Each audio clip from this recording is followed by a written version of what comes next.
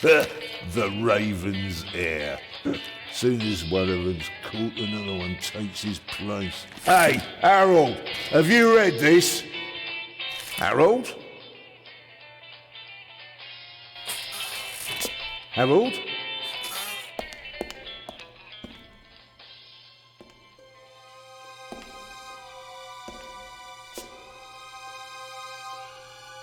Harold? You hear me? This is no time for fun and games.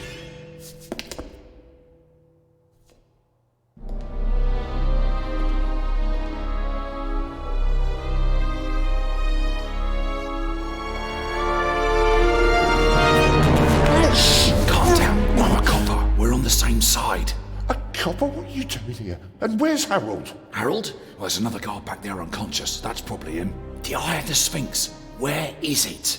It's there. Oh, good. Then he hasn't got it yet. You mean the raven's heir? Shh! Turn it off. He's gonna steal the eye. But how do you know? Doesn't matter. All that matters is that we catch him. Do you understand? Yeah, but... Do you understand? You and me, mate, we'll be heroes. All right, now, we just have to... What? Halt! Stop! You're under arrest!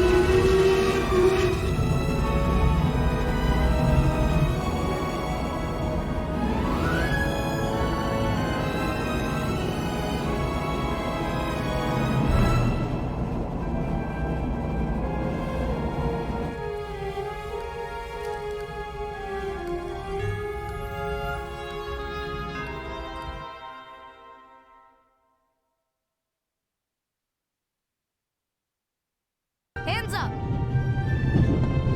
I don't have time to play. I'm on duty.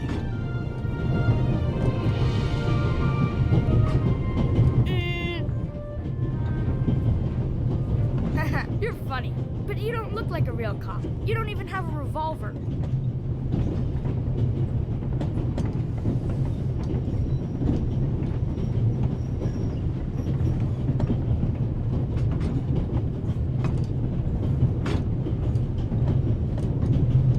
Why do you need the gun? It's the Raven. He was gunned down, so now I need a pistol. Dead birds don't need guns.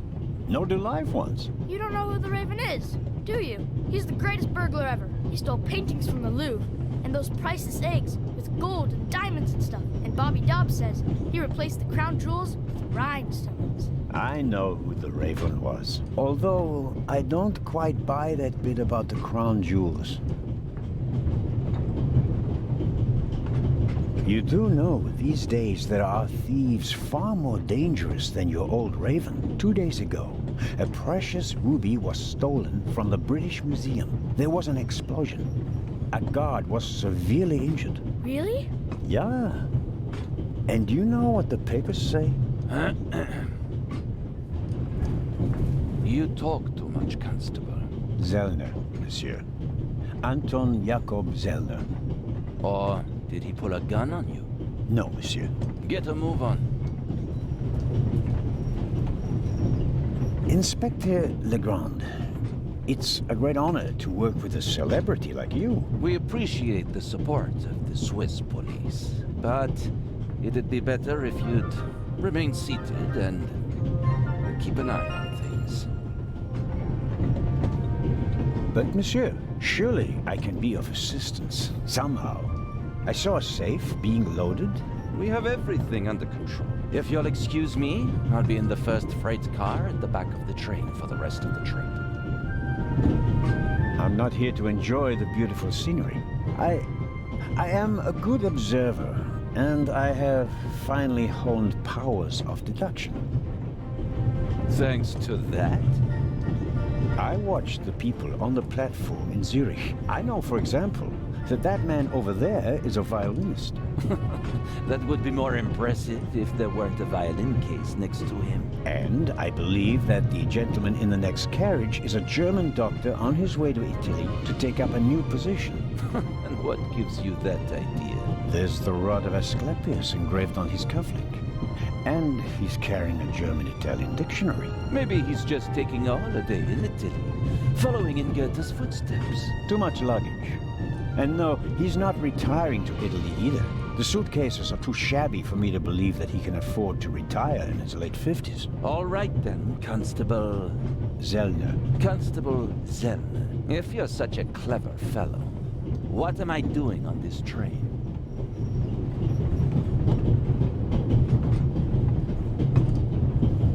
I think you're guarding something.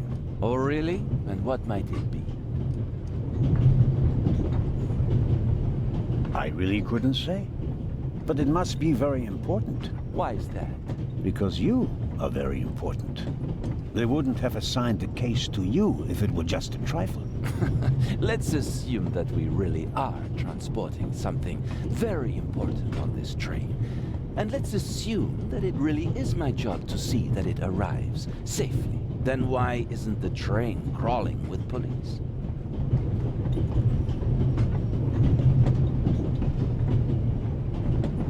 There are enough police on this train as it is.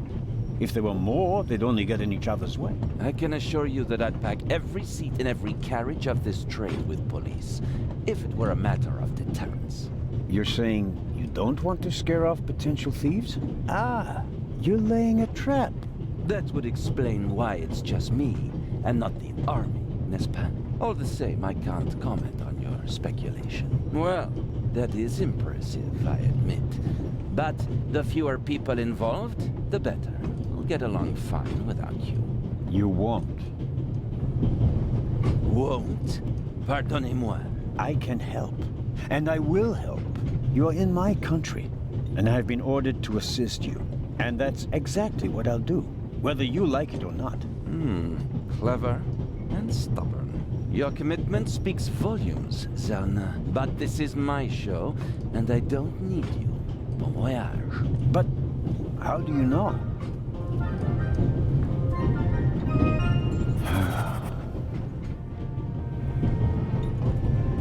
Oh, hello. You cheated. I did what? I saw you talking to the German doctor on the platform. He told you everything himself, and you were just pretending to put two and two together. And what of it? Do you know who that is? That's Inspector Nicholas Legrand. You have to impress him if you want to work with him. I'm going to tell on you. You'd really tell on me? To the very policeman who shot your dear Raven? Whoa, it was him? Mm-hmm. Hunted and killed Europe's most famous burglar. That's how he got his start. I won't tell him a thing. I wouldn't either. What's your name again? Matthew Miller, from Dillsburg, Pennsylvania. All right, Matthew Miller from Dillsburg, Pennsylvania. I have to do my work now. Everyone calls me Matt. Well, except for my mom. She calls me Maddie, as if I were a little kid. Whether Legrand wants my help or not, I'll keep my eyes open. Maybe I can change his mind.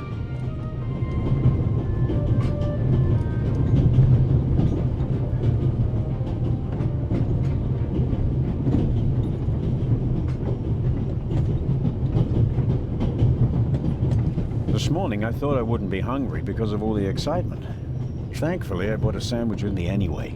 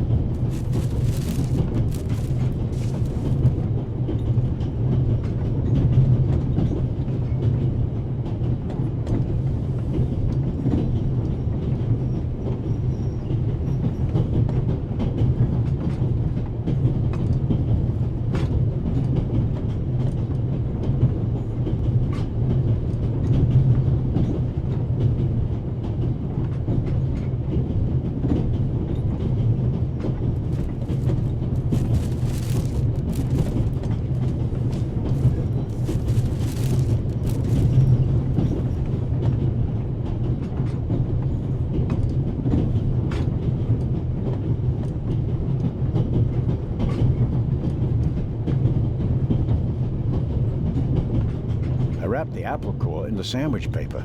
That way I can carry it without making a mess of my trouser pocket. Still, I'd prefer not to have to carry them all day.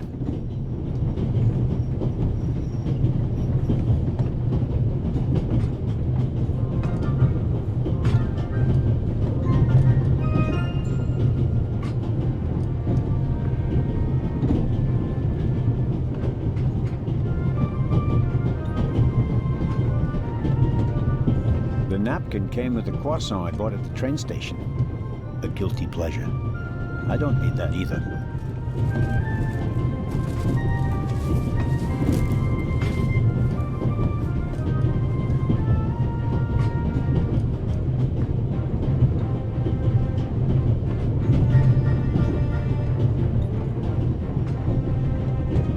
Every table has its own wastebasket. Practical. No need to ever leave your seat.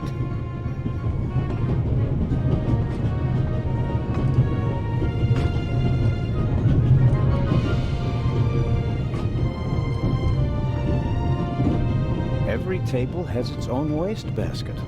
Practical. No need to ever leave your seat.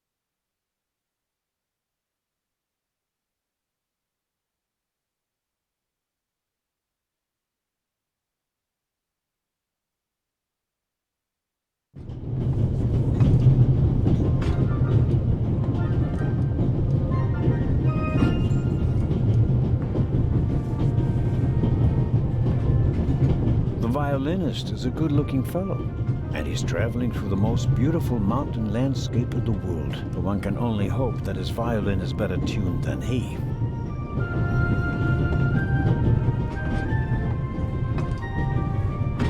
Hello, sir. Hello.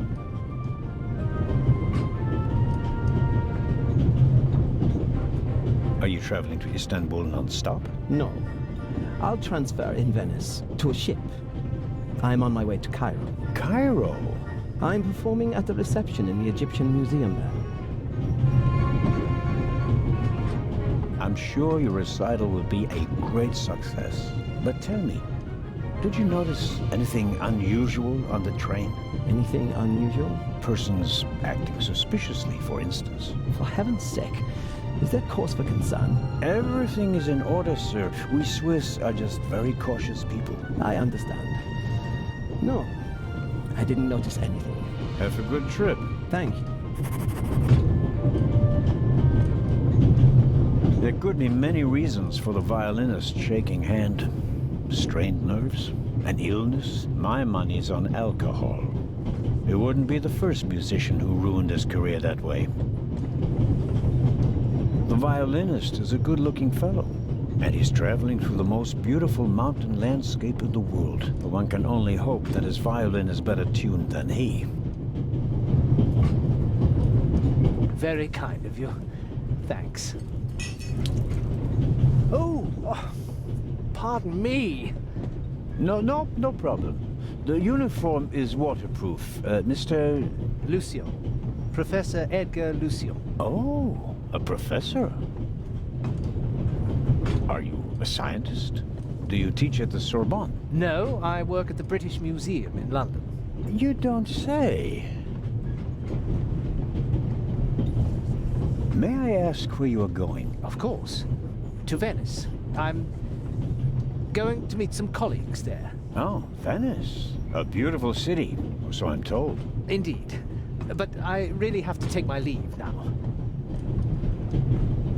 Just one more thing. Did you notice anything unusual on the train? Here? On the train? No. I can't say that I have. Although I did spend most of the time in my compartment. If you work in the British Museum, then you must have experienced the burglary firsthand. No, I wouldn't say that. Oh, no? There was a lot of commotion, but I didn't really pay much attention to it. There was a break-in in your museum, and it didn't concern you? Well, let's just say that nothing that's happened in the last 2,000 years concerns me.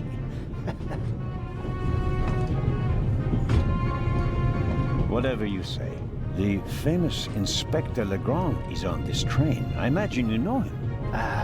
No, should I? You don't know him? And you also don't know what he's doing here? No. Why should I? Just a thought.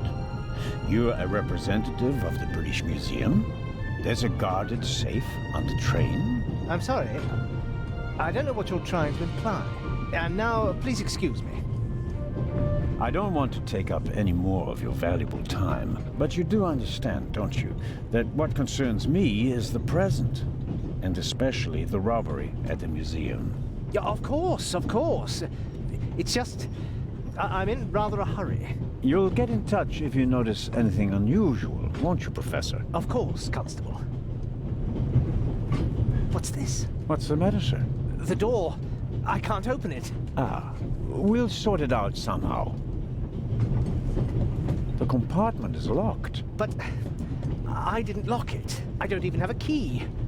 I asked the steward. He was going to bring me one, but he never came back. Someone locked it. Find the steward. He needs to bring me the key immediately. Calm down, Professor. I'll see what I can do. You don't understand. I have to get back in my compartment. All right, just wait here. He doesn't make a very balanced impression. And he, of all people, isn't bothered by a robbery in his own museum.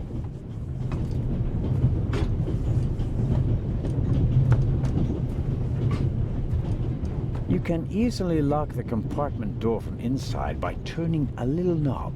But I didn't lock it. Professor, if you had locked the door from in there, you wouldn't be out here. That's true. Perhaps a thoughtful conductor noticed that Professor Lucien wasn't in his compartment and locked it.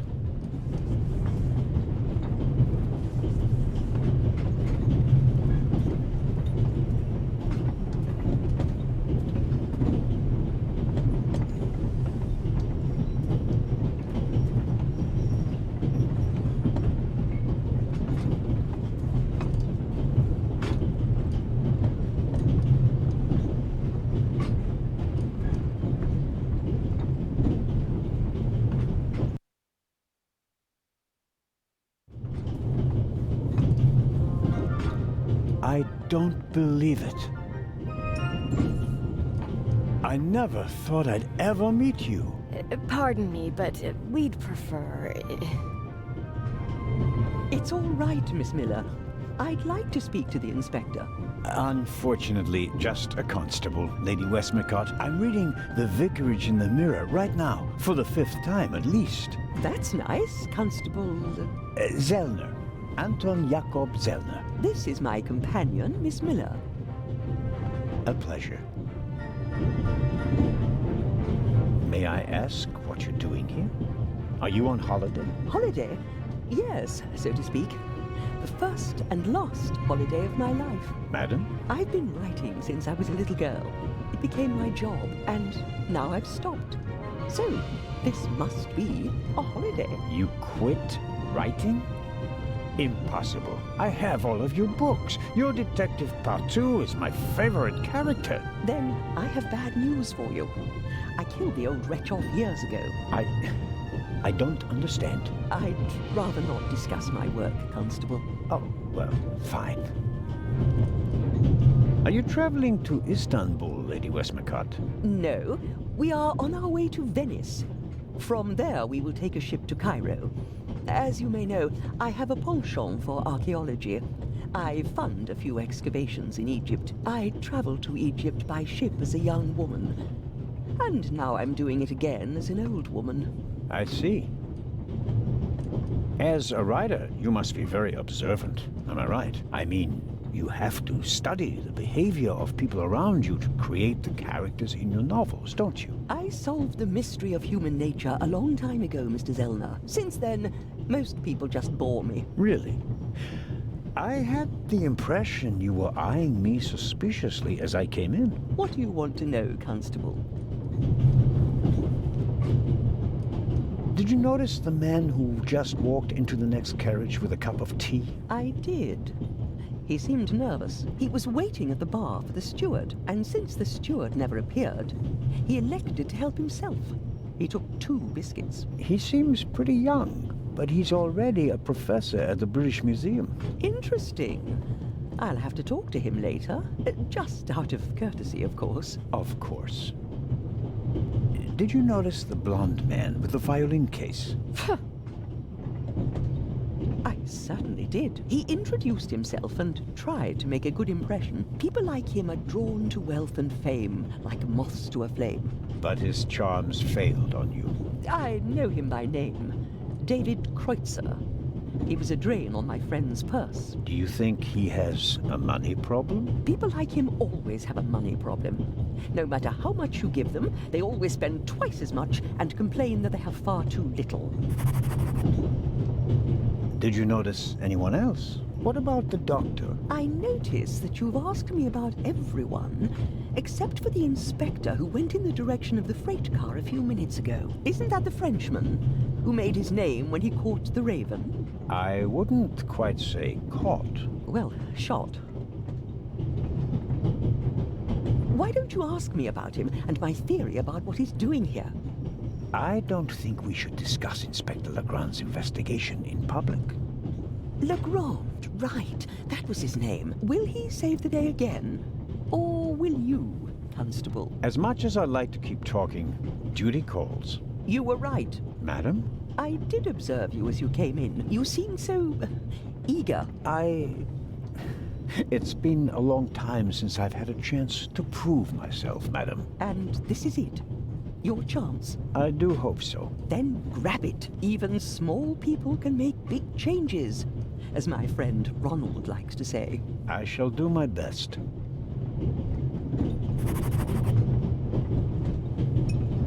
Mrs. Miller made a good impression. She wanted to protect Lady Westmacott from me, a pushy admirer. Very diligent. But she does seem a little nervous and tense. I imagine she has her work cut out for her with Matt, and a difficult boss from what they say. Mrs. Miller? Yes?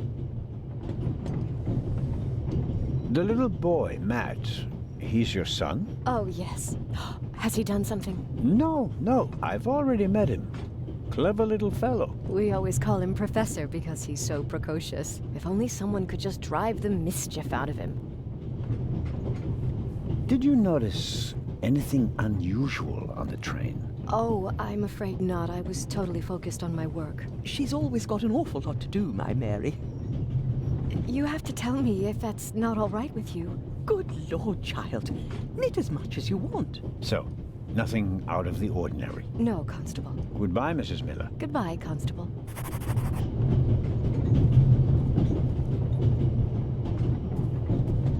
The steward must have forgotten the toothpicks. Normally, he would offer them discreetly after dinner. The steward must have forgotten the toothpicks. Normally, he would offer them discreetly after dinner.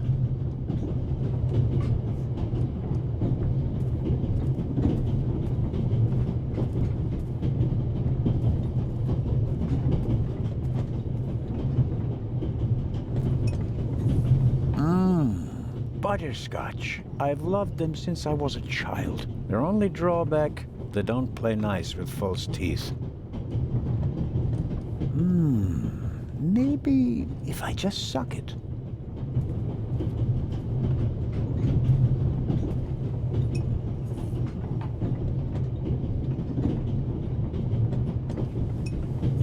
I suppose the steward won't object to me having a look around in his absence. The pad on which the steward writes orders, empty. Maybe he didn't use it because there's not much to do today. I don't need the pad, but the pencil might come in handy.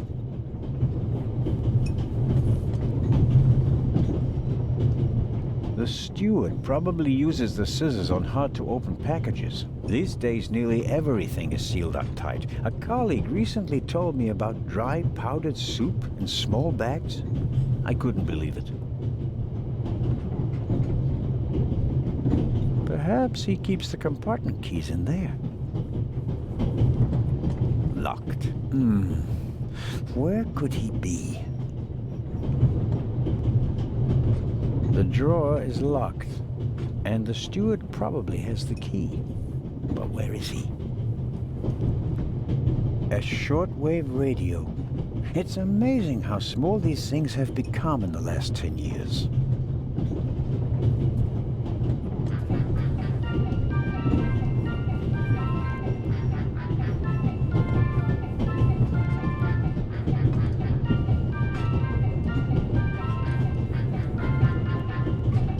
Who'd have thought that one day butterscotch would remind me of my age and of all the things I had to leave behind?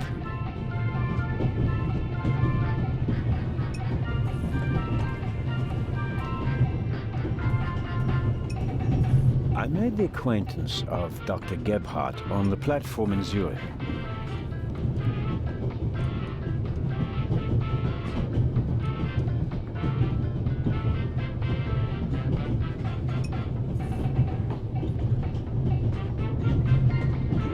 I made the acquaintance of Dr. Gebhardt on the platform in Zurich.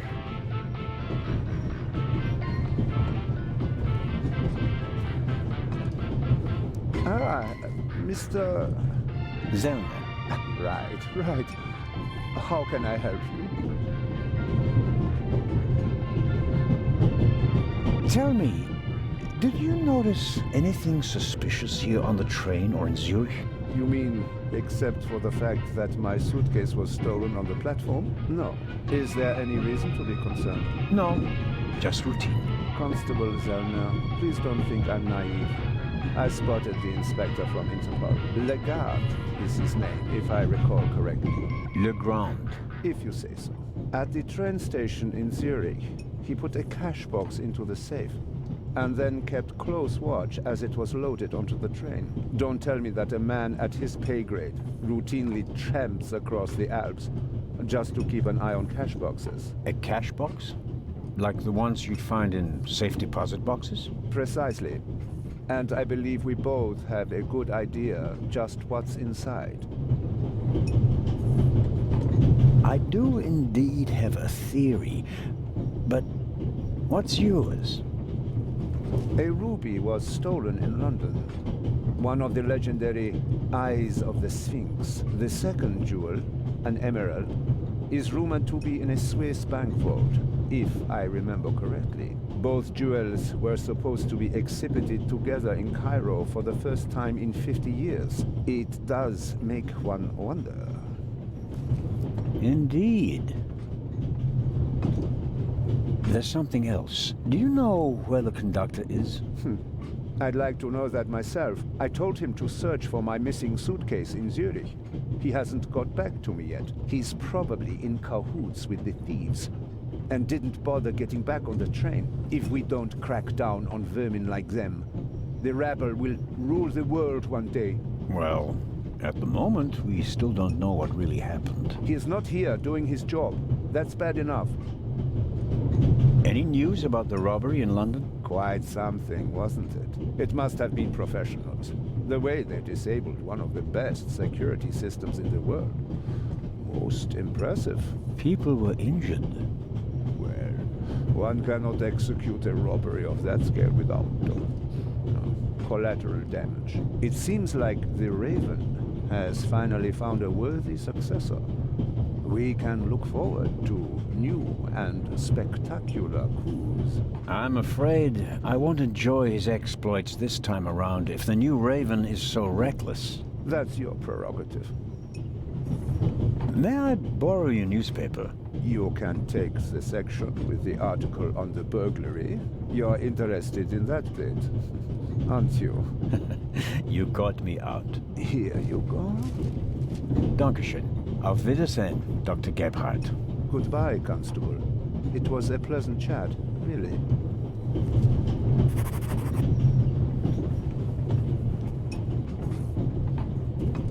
I made the acquaintance of Dr. Gebhardt on the platform in Zurich.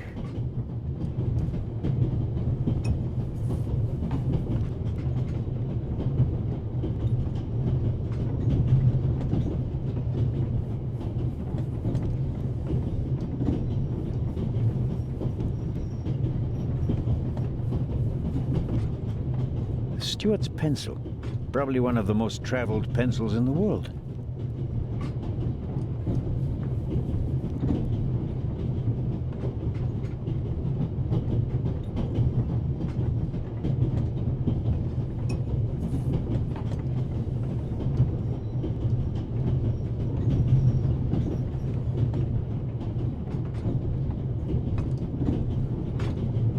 The wooden toothpicks are packed into small paper wrappers. Nothing unusual.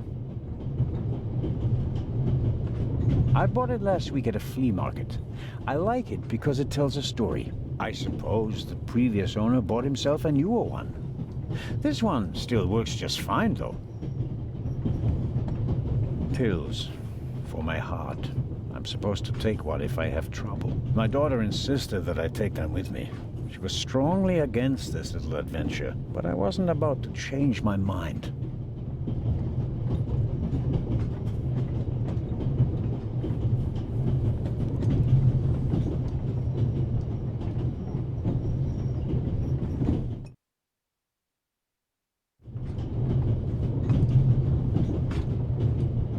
Luna's Drops, the calming herbal liqueur for women. A glass a day. It relaxes the nerves and maintains domestic tranquility. Luna's Drops, if you don't want to bother your husband. A story about the upcoming Oscars and Cleopatra's chances of winning. An incredible feat. They built the largest movie set of all time in Rome. And because of the main actress's many illnesses, several changes of director and months of delays, cost shot to over $40 million. The most expensive movie ever made. A record never to be broken. John Surtees won the Formula One World Championship for the first time on Saturday. He also won the World Championship in motorcycle racing from 1956 to 1960, making him the only man in motorsports to win world championships in both motorcycle and Formula One events. Not really my cup of tea. Too loud, too fast, too much exhaust.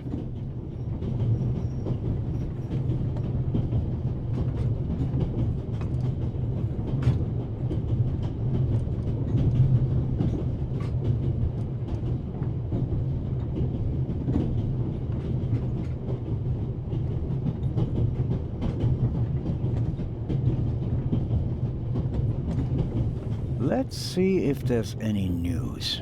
Blah, blah, blah, blah. Eye of the Sphinx. One of two priceless jewels. Extraordinary pure ruby. 2000 BC, etc., etc. Old news. And here, shocking burglary.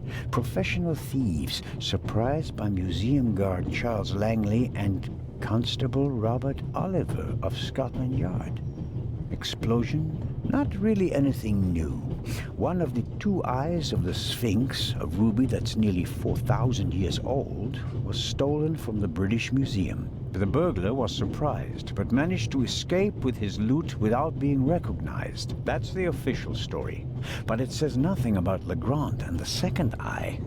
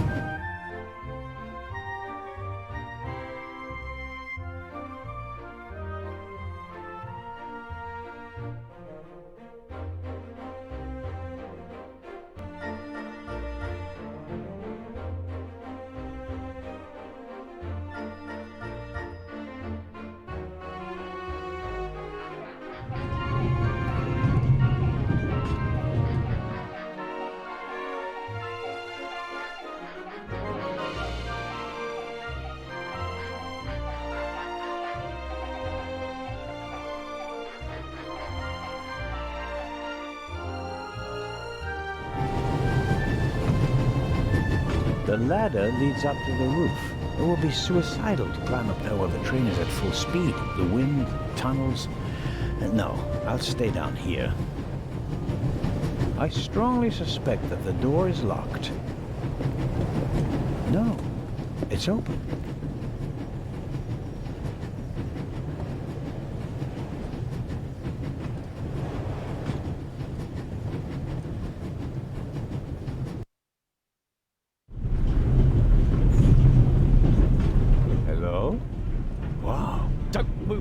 You feathered fiend.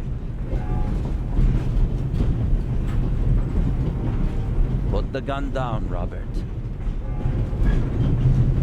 If I may introduce Constable Robert Oliver from the Yard. And this is the revered Constable Zellner of the Swiss police, who obviously couldn't control his curiosity.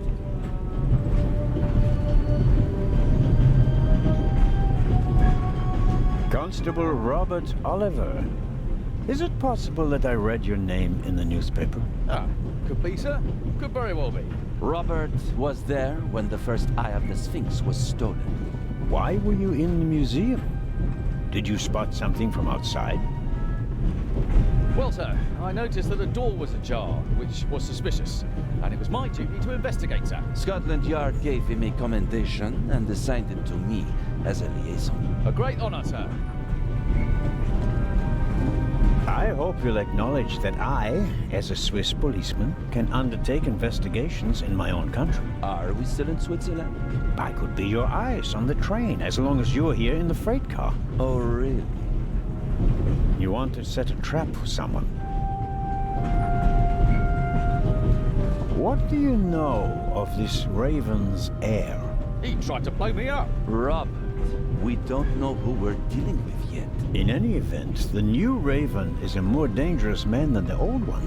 How do you know it's a man? It could just as easily be a woman. Or several men. And anyway, how do you know that it's a new Raven? Monsieur?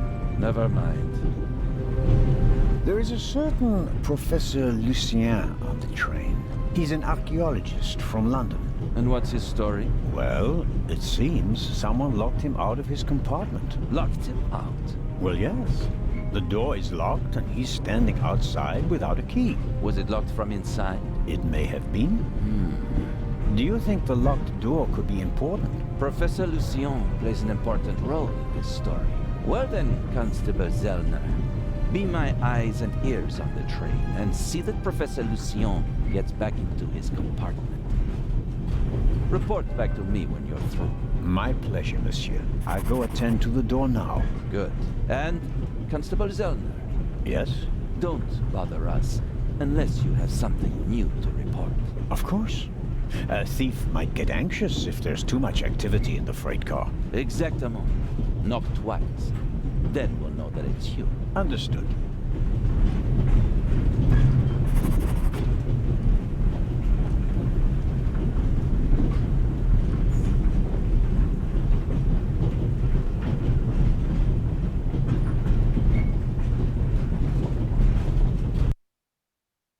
An investigation on behalf of the Grand that takes me one step closer. If I can convince him of my competence, I might even be able to see this case through to the end.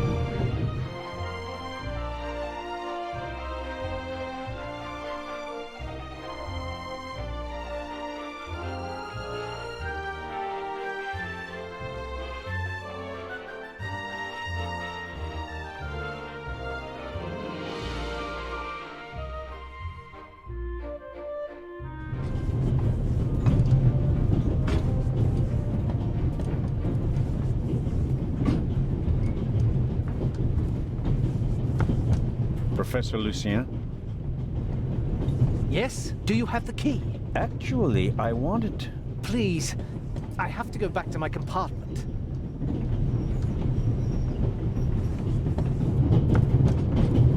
I don't know what more to ask. He hasn't noticed anything suspicious. There could be many reasons for the violinist's shaking hand. Strained nerves, an illness. My money's on alcohol. It wouldn't be the first musician who ruined his career that way.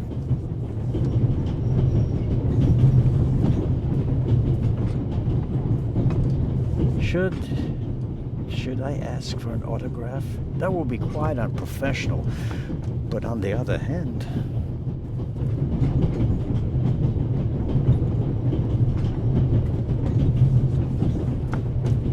The large map shows the different routes of the Orient Express. This train began in Paris and ends in Istanbul, as usual. Unfortunately, it will make most of its journey without me. The train covers a distance of more than 3,000 kilometers and stops at a dozen places. In many cities, they entertain the travelers with local specialities and culture and adventure, especially in southeastern Europe. This is the first car. The coal tender should be directly beyond this door, and in front of it, the engine.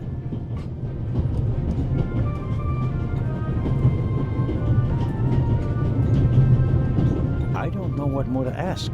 He hasn't noticed anything suspicious.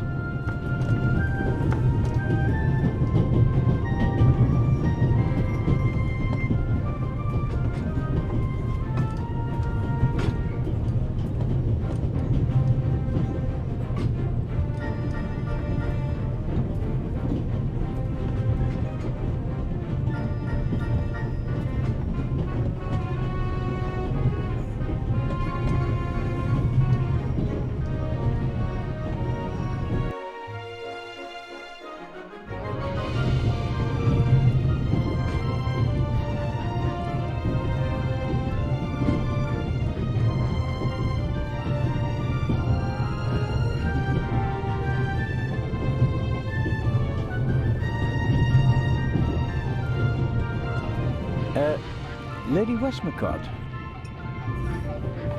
Yes? I was wondering if you might... Sign your book, Constable Zellner? If it isn't too much of an inconvenience. Of course it's an inconvenience, but only a small one.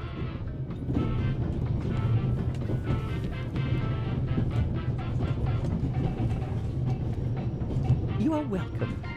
Thank you so very much.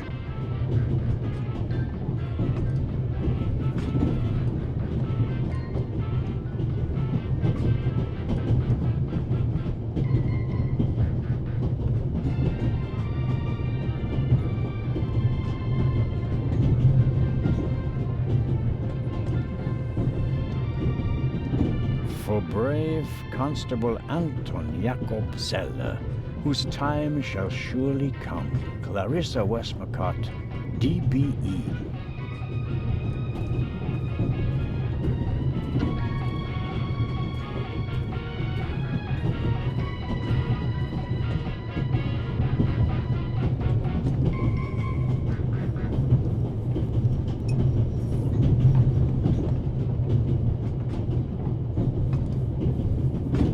I need a bit of wire or something like that to pick the lock.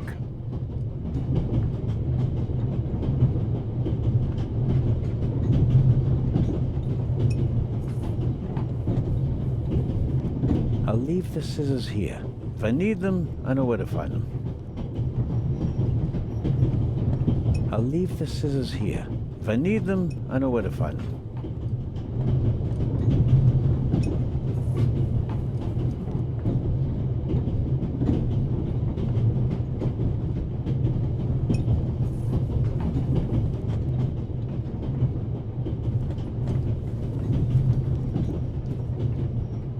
I'd better let him read his newspaper if I don't have any pressing questions.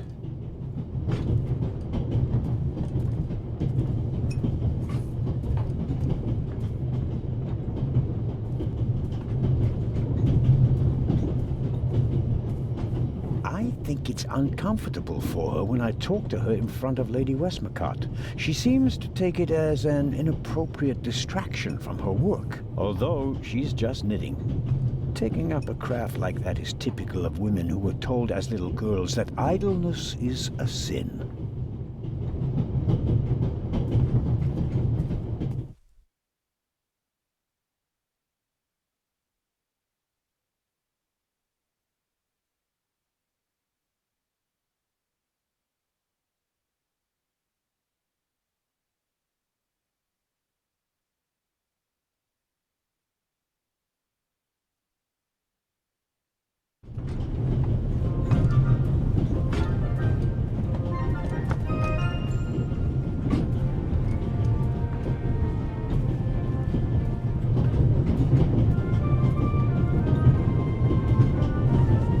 We Swiss are crazy about trains. We don't just have a lot of railroads. We have the most beautiful ones in the world.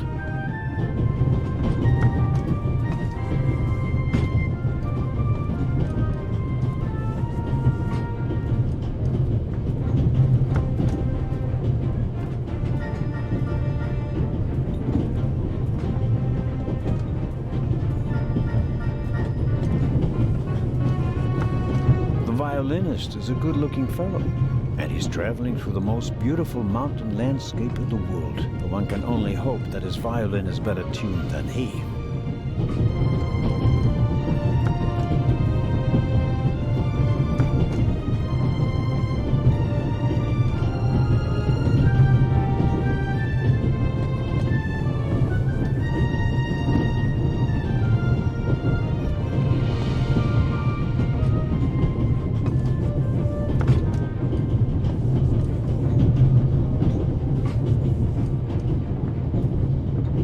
There could be many reasons for the violinist's shaking hand. Strained nerves, an illness. My money's on alcohol. It wouldn't be the first musician who ruined his career that way.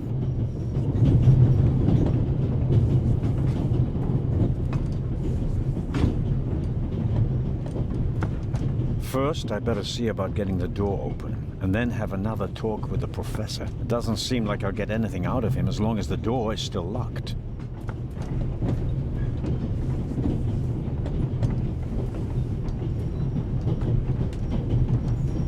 I don't believe that... It's no use. The bolt is too short to get a good grip on it.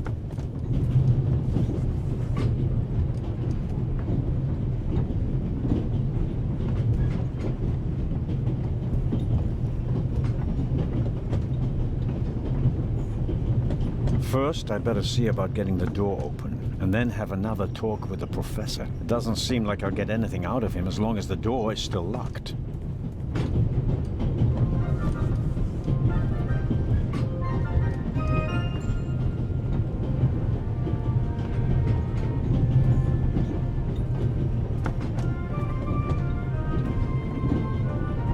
I need the right key or a proper tool to get the door open.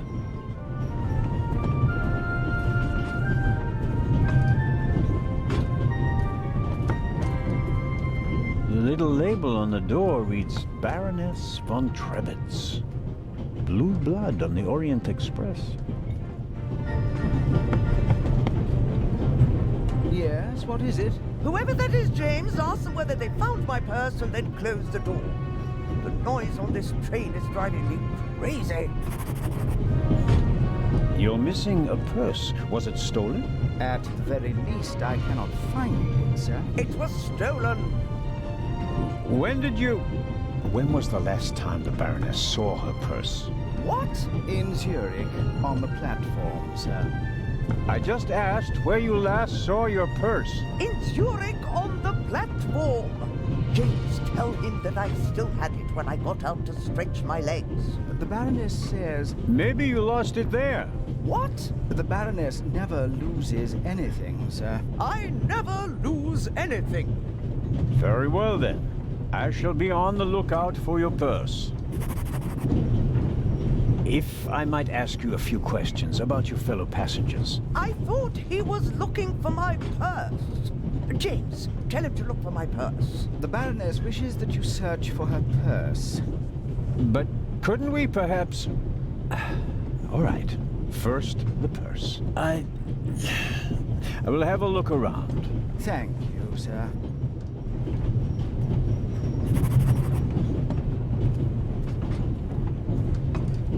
The Baroness seems to have a special personality. I better not bother her until I find her purse.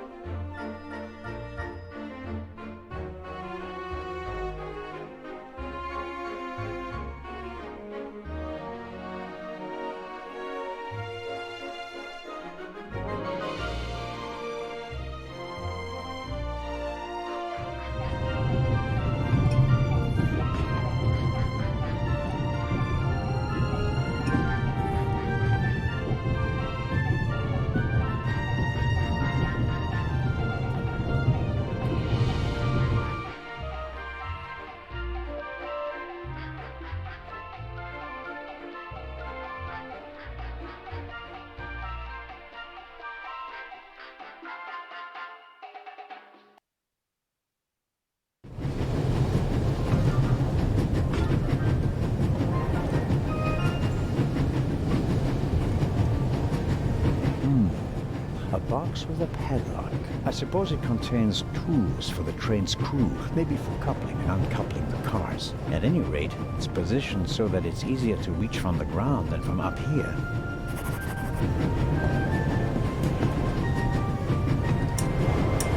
Locked. Bang! Bang! Huh? Don't move! Matt, have you gone mad? I'll shoot!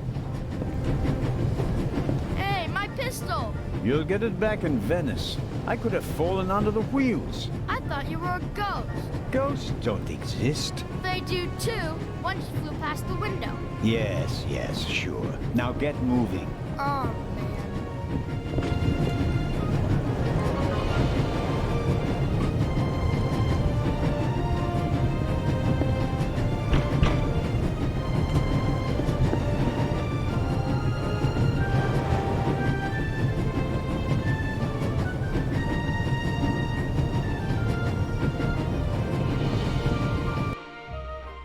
Inspector Legrand? Anything to report? Baroness von Trebitz told me that she's missing her purse. Baroness von Trebitz? Interesting. Indeed, sir. But it has nothing to do with our case. So I shouldn't concern myself with the matter? Why not? It's your job as a policeman. But don't expect me to be particularly interested in a lost purse. I'll get back to work now. Good.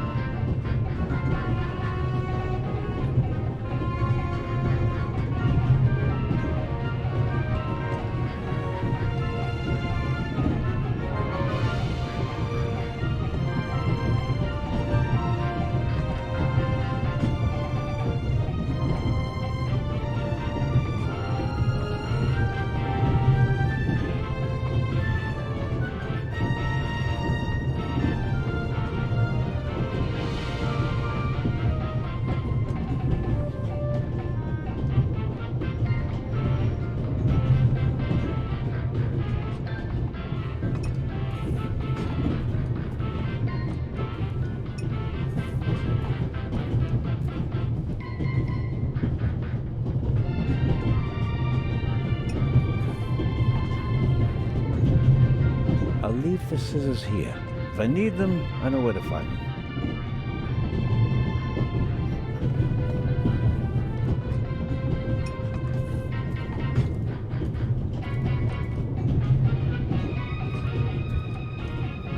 Oh, Constable? Yes, ma'am. My son didn't make any trouble for you, I hope. It's just that he just walked past us, silent and seething. That's usually a sign that someone's laid down the law. I'm afraid so.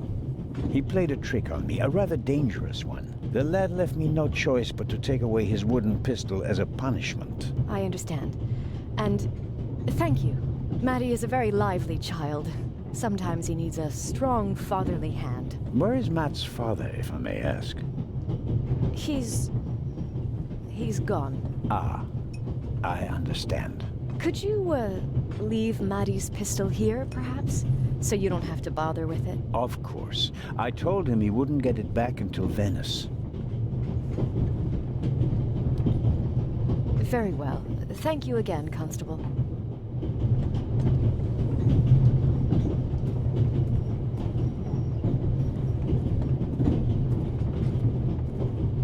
Mrs. Miller?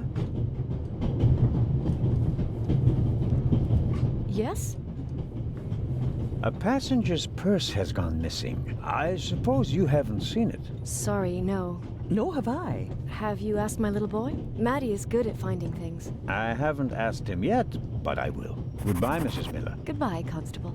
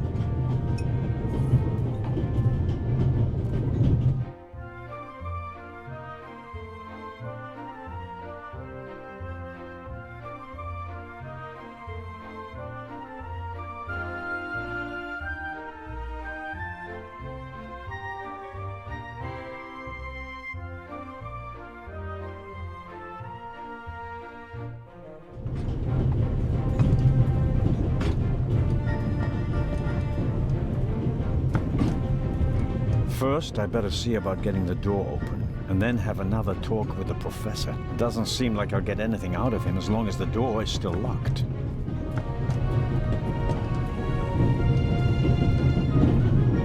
Matt doesn't really seem to be content.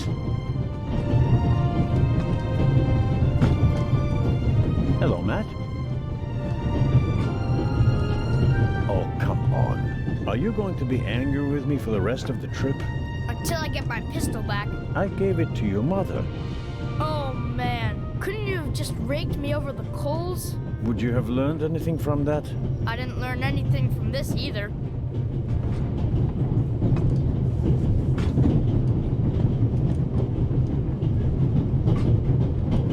Come on, Matt. Did you really think that you can ignore me for longer than I can ignore you? I'm Swiss. It's practically a national sport.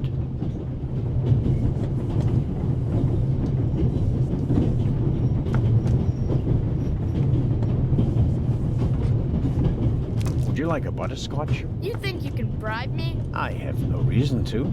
You made trouble and got punished for it. Take it as a peace offering. Just 4? If I'm faster than you, there'll only be 3.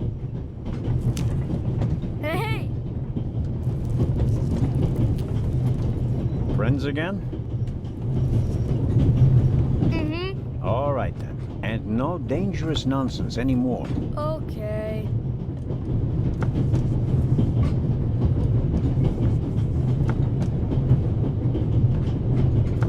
Something completely different this time. The Baroness in the second compartment over there is missing her purse. Do you have any idea where it could be? Do I ever? That guy over there with the violin case? What about? He picked up something in Zurich and put it in his violin case. Really? Yeah, and he made sure that nobody saw him. But you saw him. Uh-huh. Did you also see what it was? Nah, not really. But now that I think of it, it must have been the Baroness's purse. I should look into it, shouldn't I? I think so.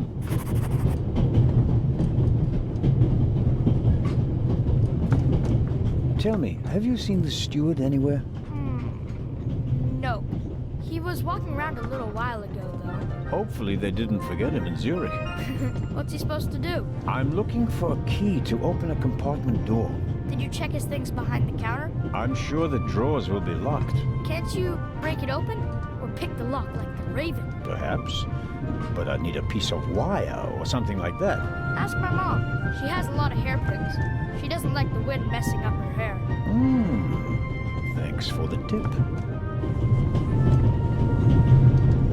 Your mother is Lady Westmacott's companion, correct? Yeah, but it's not like you think. At first I thought, boy, you must be really wicked if you need to pay for friends. But the lady's really okay. A bit odd and really old. But other than that, she's great. She likes me. The lady has peculiar taste. Hey! And how long has your mother worked for the lady? 2 years. And your father? What does he do? He stayed home. I used to go fishing with him, and hunting. He even let me shoot a real gun. And then? Then Mom fought with him, and he left. I was 7.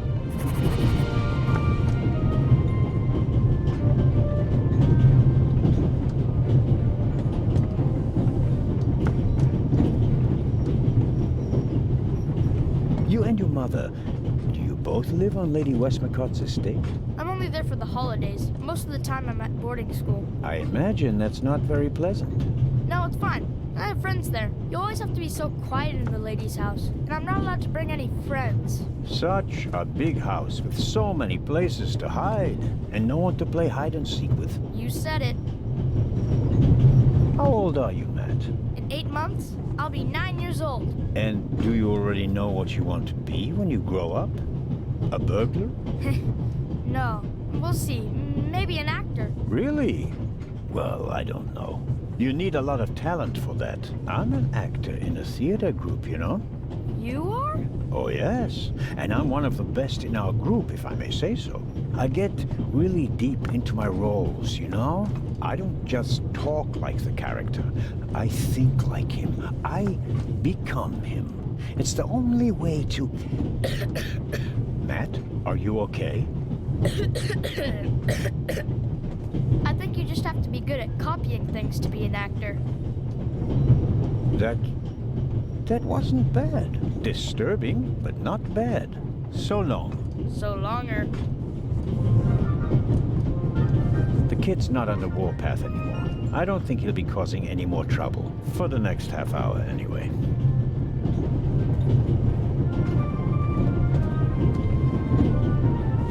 The violin case looks pretty old, but that doesn't say anything about the quality of the violin. The best violins are often in the oldest cases.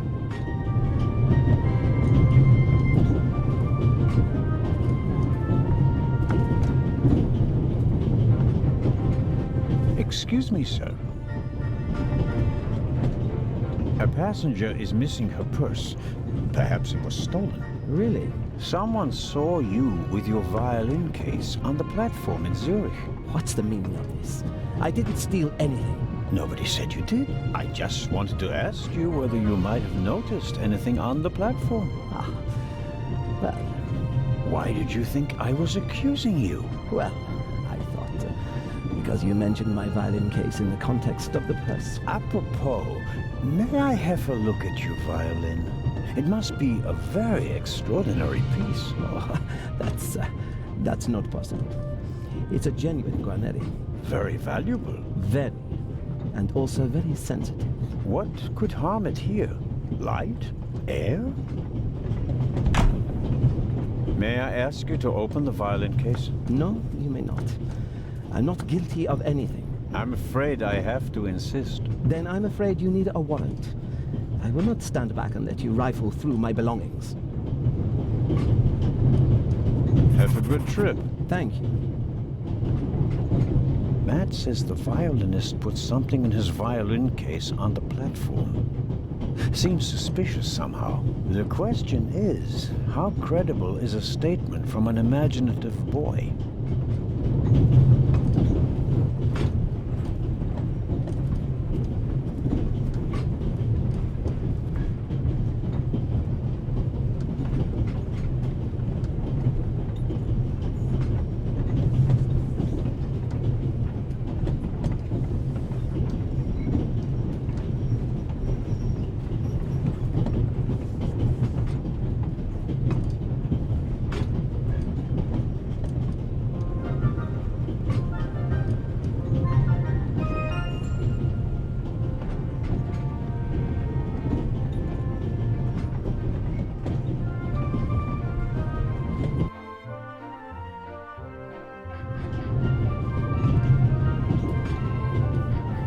Mrs. Miller?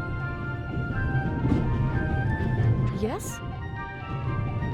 Please excuse my unusual request, but Matt said you have some hairpins.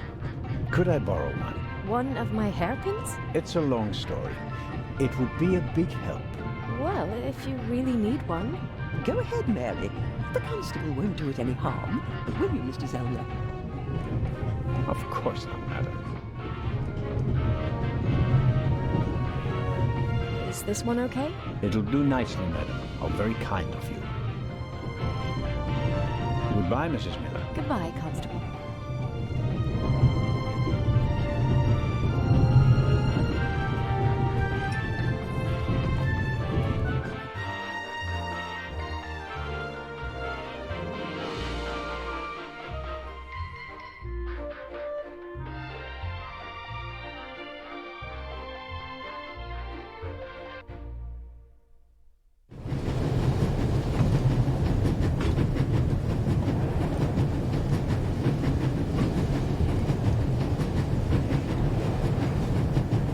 Picking a modern padlock in an uncomfortable position on a rocking train? I'm too old for that. The box is secured with a padlock. I won't be able to open it without a key. Inspector Legrand was quite clear. I'm only to enter the freight car if there's news to report.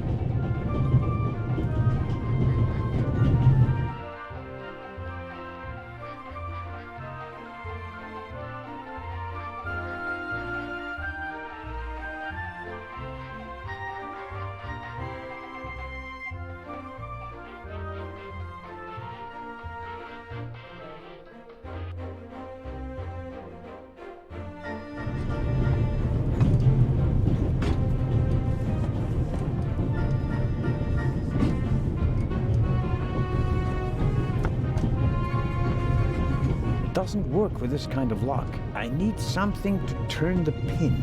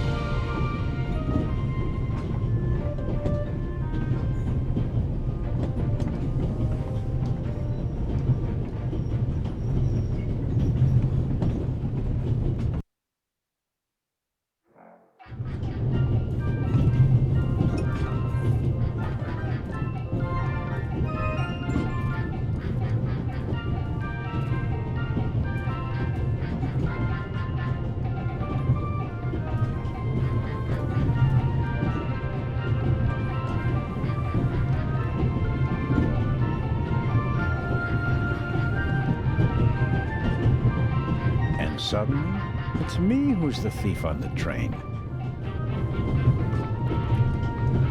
Oops, that was easier than expected. Batteries, a toothbrush, shaving brush, but not the key to the compartment door. Just this one. Too small for the door, but it might still be useful.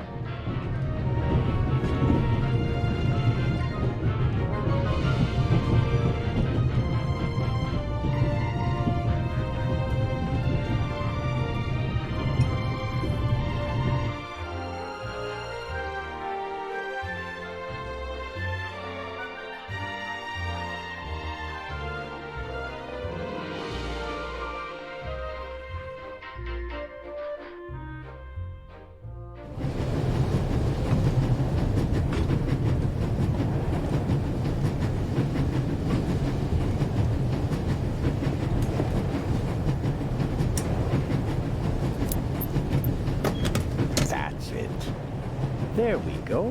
This should help.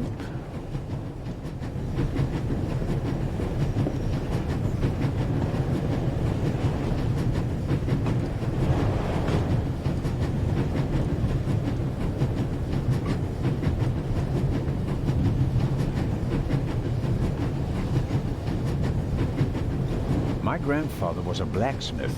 When I was a child, I used to play with tongs and hammers in his workshop. My mother never cared for that. She was always worried about my little fingers, but I never hurt myself seriously. I'm quite clever with tools.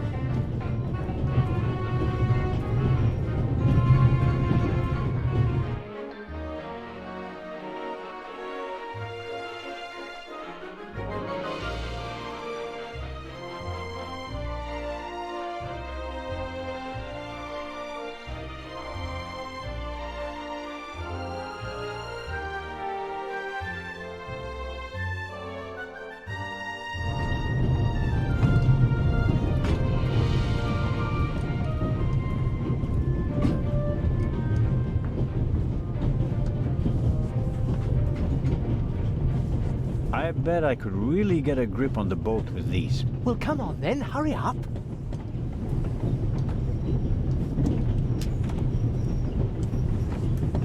Hello?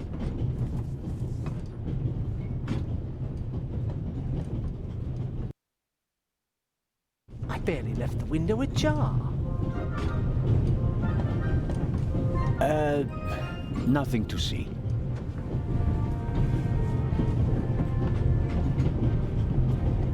Ah. Are you okay? Hmm? Yes, fine.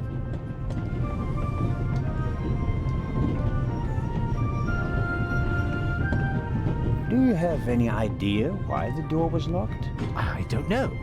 Maybe the constant vibrations caused the lock to lock itself. You can't possibly believe that. Well, then what's your theory? The conductor could have locked it from the outside. On the other hand, it could have been someone here in the compartment who locked the door from the inside. Who? And where have they gone? They could have climbed out there. Who would be that insane? You tell me, Professor. So, what are you hiding in your bag? What do you have that would be worth stealing? No, nothing. No valuables? Certainly not. Not on my salary. It was enough for a first-class compartment on a luxury train. That's my business. You're playing a dangerous game, Professor Lucien. I'd like to look around a bit. Of course.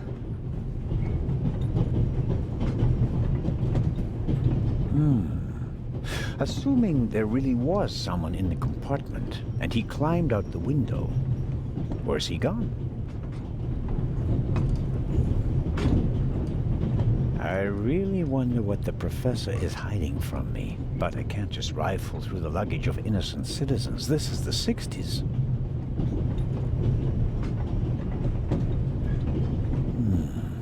No, nothing interesting. The Bible, Grimm's fairy tales, Moby Dick, and gin, whiskey, and rum. All classics.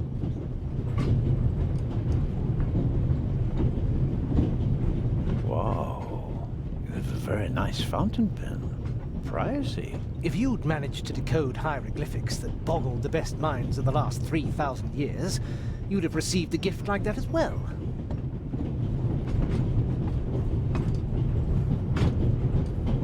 What's this? What do you have there? It's a button. From a suit or a uniform, I guess. The burglar might have lost it. Maybe. Or maybe not. If I notice anyone with a missing button on his jacket, I'll ask him about it. But I wouldn't get my hopes up. If there was a burglar, he climbed out the window and jumped off the train.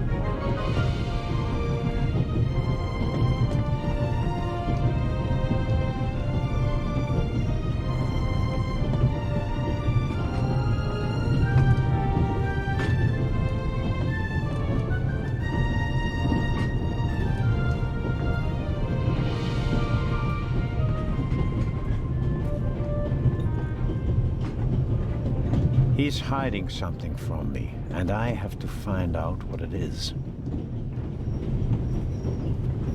Professor Lucien? Yes? Oh, nothing. Well, good. Goodbye, Professor. Goodbye.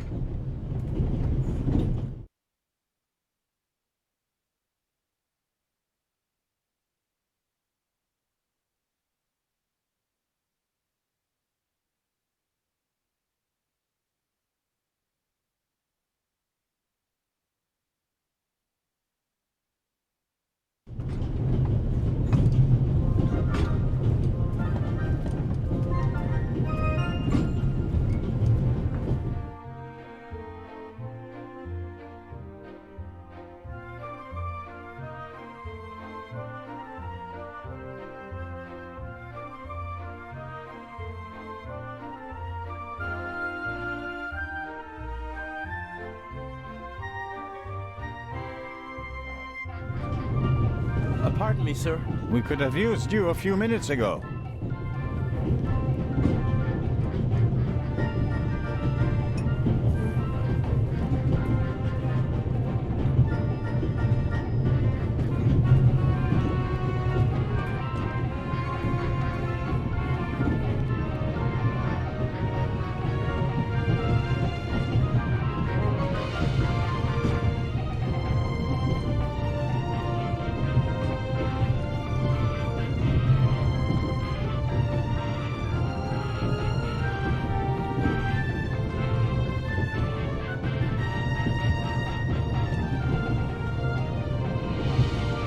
The button in front of the window in the archaeologist's compartment.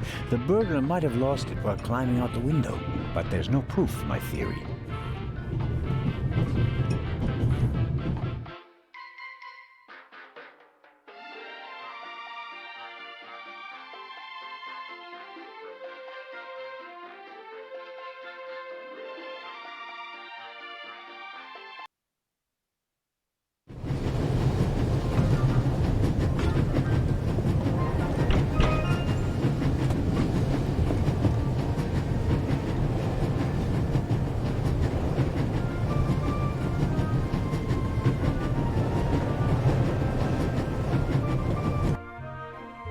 Inspector Legrand? Anything to report?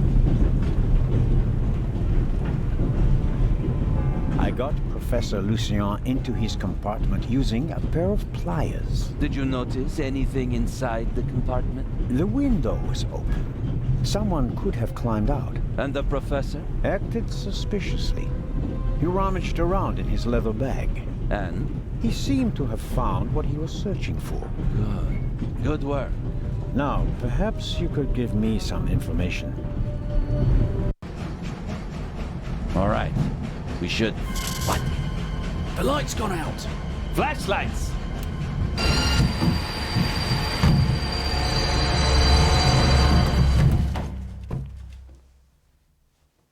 Ah, get off me!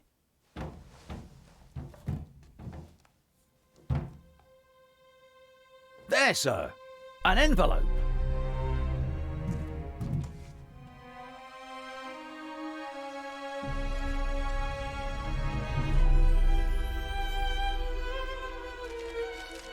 My dear Nico, you should take a closer look at the box.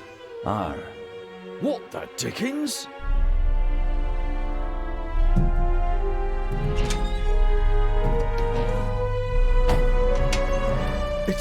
It's a... Away with it! Take cover!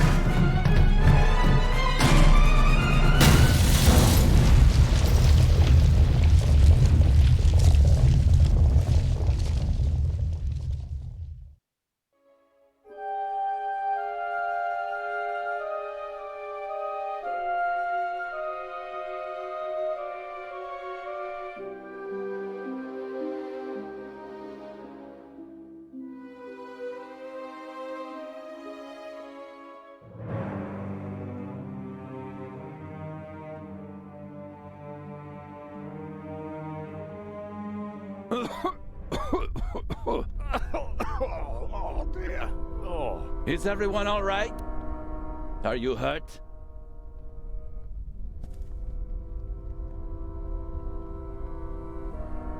Quick thinking. Well done, Zellner.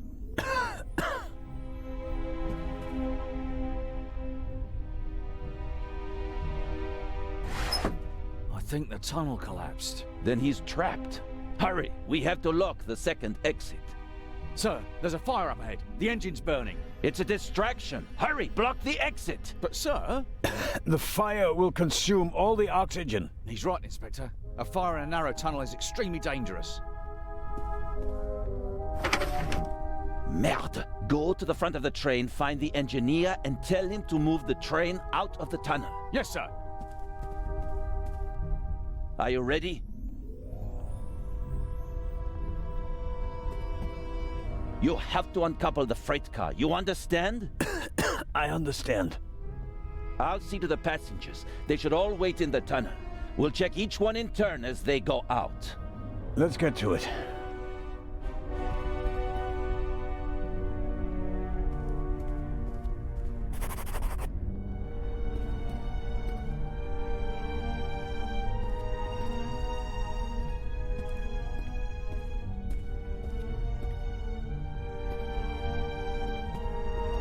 A lot was damaged by the sudden stop, but the bowl was thick enough to survive the fall.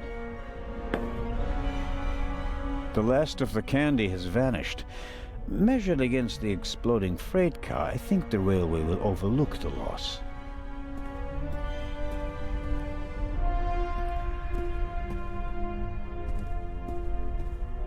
My God, what a fire. I hope Constable Oliver can at least reach the engine.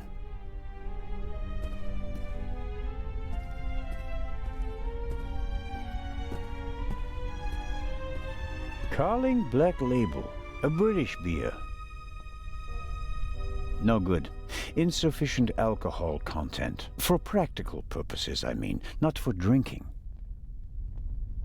Whiskey, scotch, rum, liqueurs, enough to entertain everyone on the train all the way from Paris to Istanbul.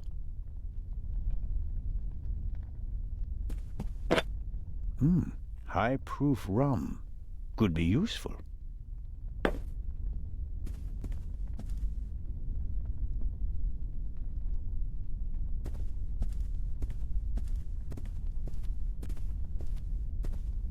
Champagne. The finest. Maybe we'll open a bottle if we get out of the tunnel alive. Until then, though, it's no use to me.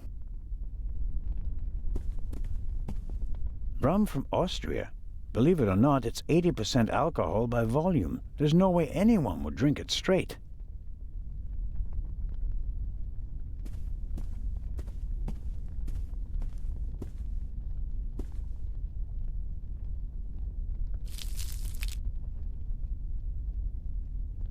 I filled the bowl about a third of the way with rum. Phew, strong stuff.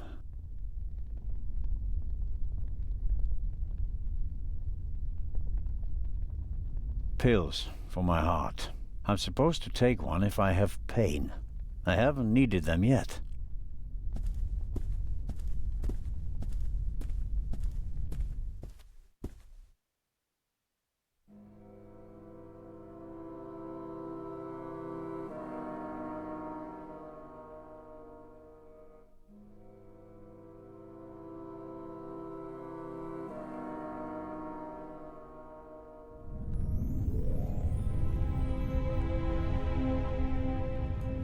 The wheels came off the track during the explosion. Even if it were possible to pull the car out of the rubble, you wouldn't get far with it.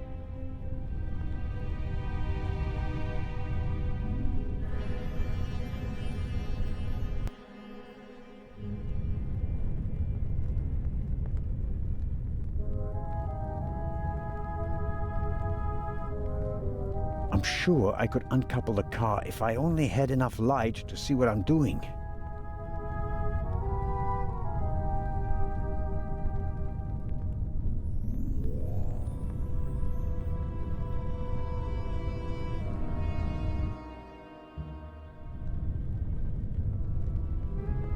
The inspector's trap failed.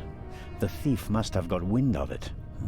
Worse than that, he turned the tables. To win a game of cat and mouse, you have to know who is the cat and who is the mouse. It's still quite warm and too warped to open.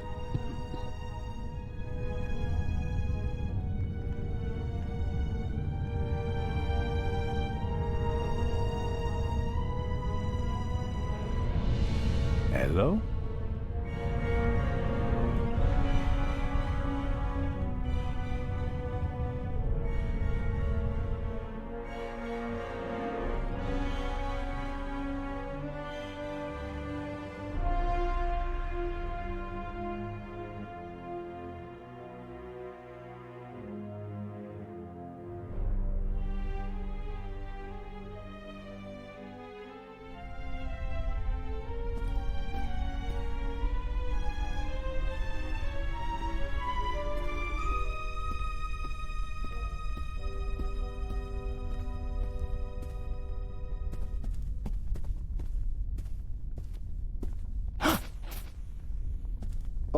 Pardon me, I did not mean to scare you.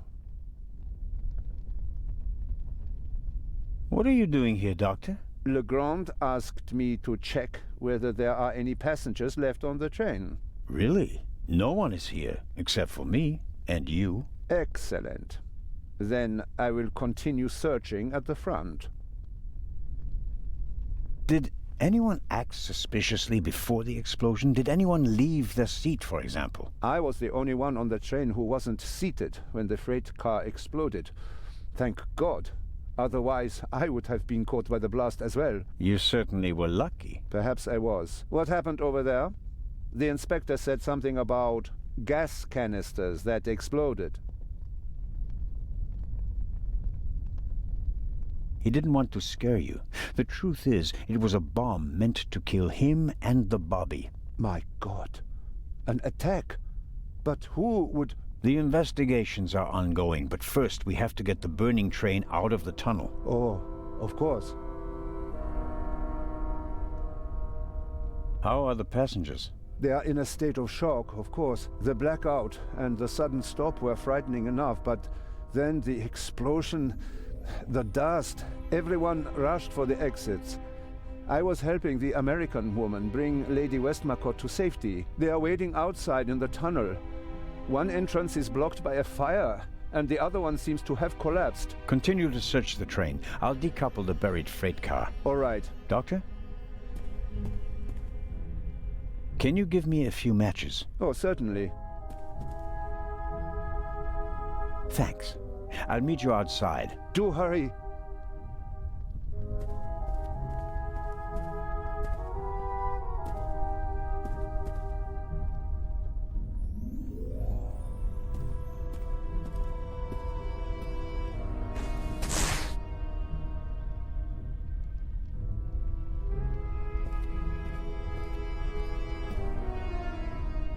I don't see Legrand or the constable, but I can make out the silhouettes of some of the passengers. They seem to be unscathed. All the same, the fire is getting bigger, and I don't have much time.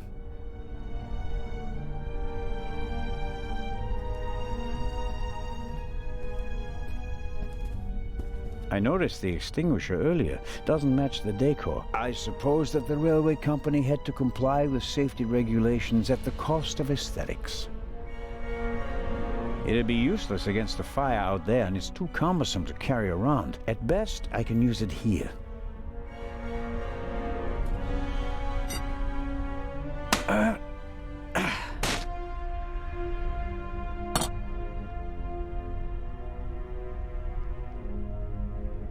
All right, let's go.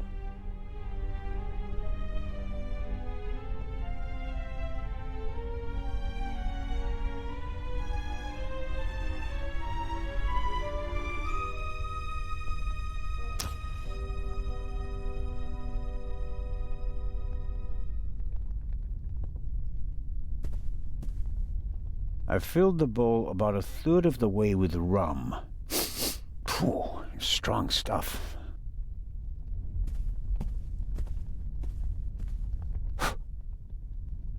The other passengers escaped from the train. I can see their silhouettes in the light of the fire. If I don't hurry up and uncouple the freight car, they'll suffocate.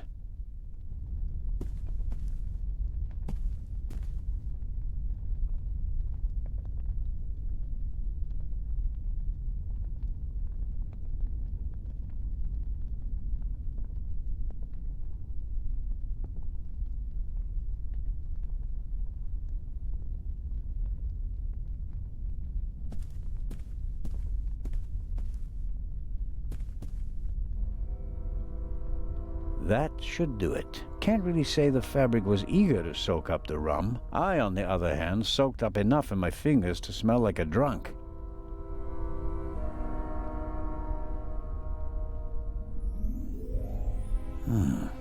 That'll get me something like a Molotov cocktail. I want light, but I don't want it to come from a wall of flames.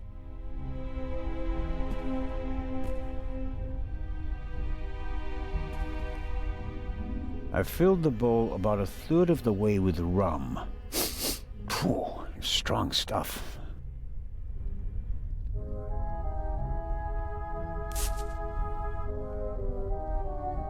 I filled the bowl about a third of the way with rum. Phew, strong stuff.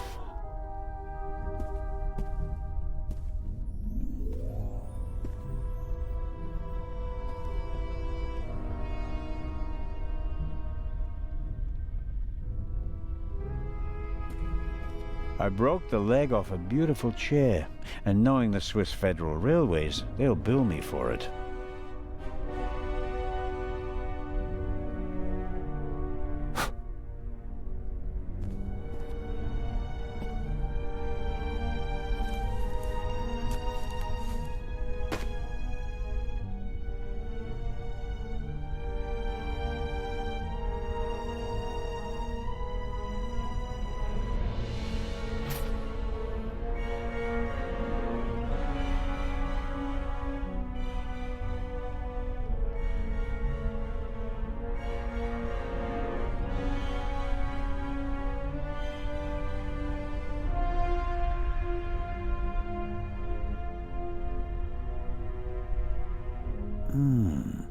The alcohol burns with a dim blue flame. It doesn't shed enough light and will probably burn out in a few seconds.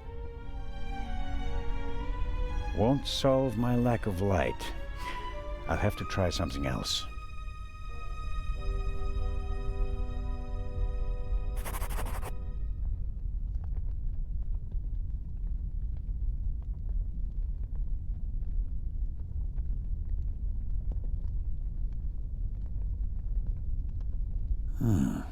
That'll get me something like a Molotov cocktail. I want light, but I don't want it to come from a wall of flames.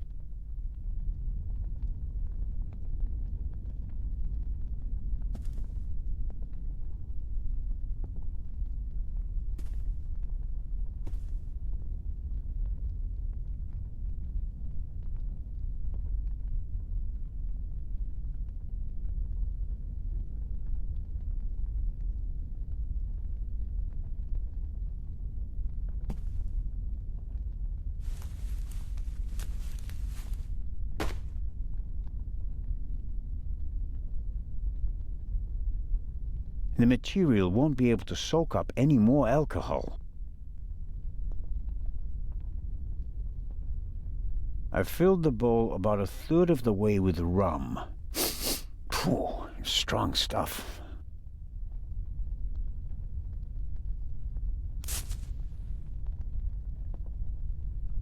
I've filled the bowl about a third of the way with rum. Phew, strong stuff.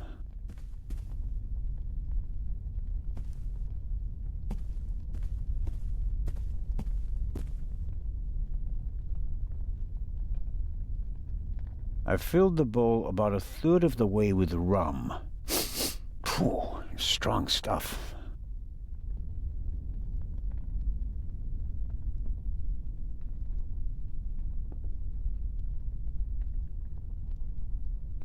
The material won't be able to soak up any more alcohol.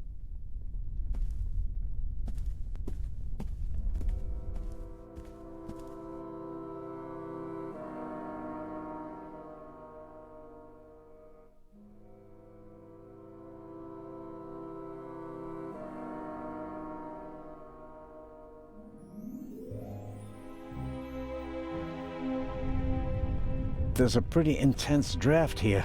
The fire is sucking up the oxygen.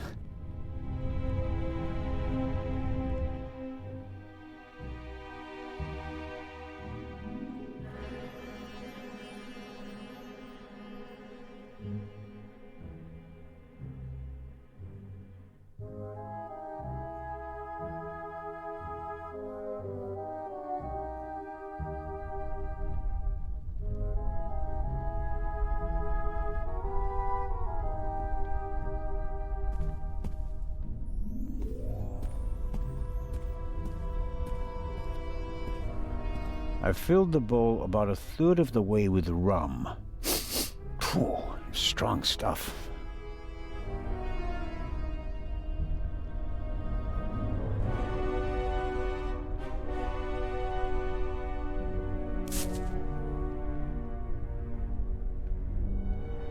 I've filled the bowl about a third of the way with rum.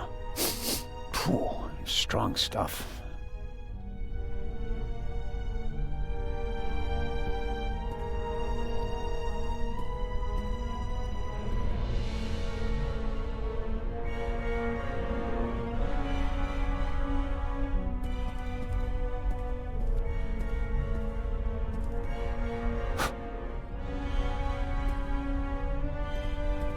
The fire is sucking the oxygen out of the tunnel and filling it with poisonous carbon monoxide. Here in the Alps there have been dozens of catastrophes in tunnels that ended with death by asphyxiation. But not on my watch. I should concentrate on uncoupling the freight car. I'm positive that Legrand has everything else under control.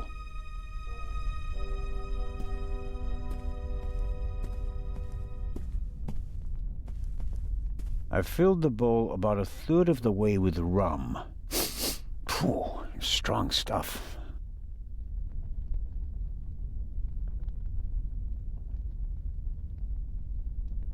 I've filled the bowl about a third of the way with rum. Phew, strong stuff.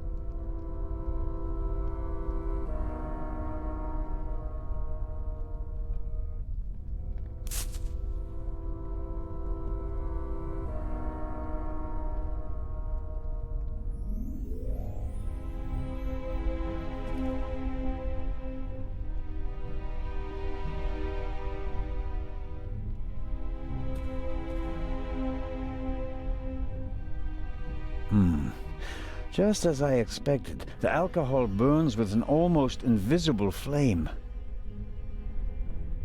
The flame is hot, but it's no use as a light source.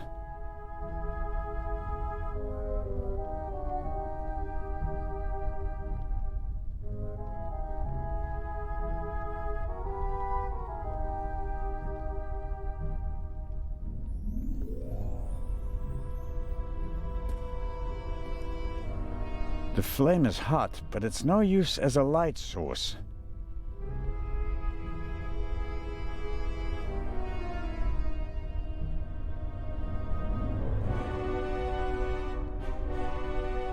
The material won't be able to soak up any more alcohol.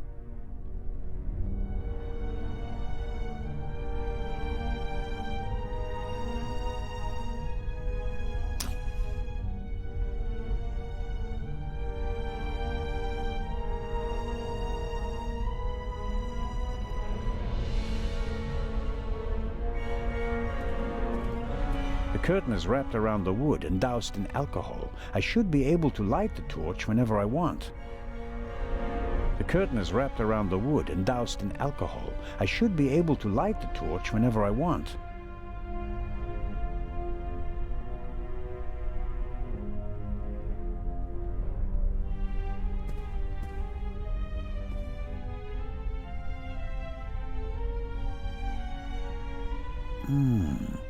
The alcohol burns with a dim blue flame. It doesn't shed enough light and will probably burn out in a few seconds. Won't solve my lack of light. I'll have to try something else.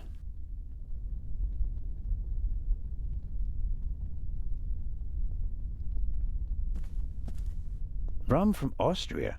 Believe it or not, it's 80% alcohol by volume. There's no way anyone would drink it straight.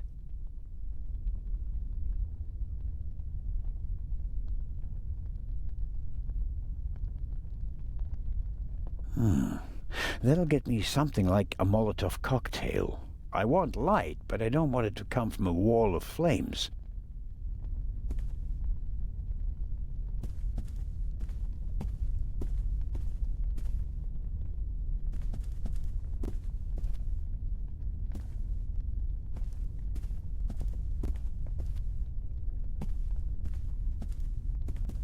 The flame is hot, but it's no use as a light source.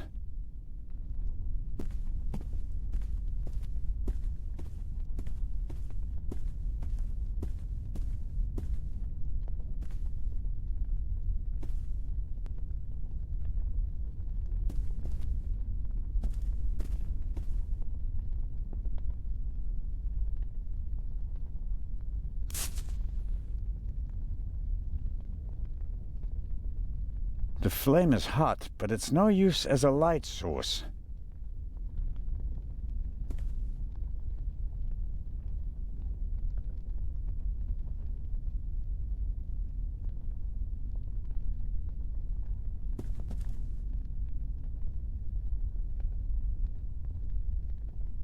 I expect the rum will burn like ethanol, but I better not test that theory in the bottle.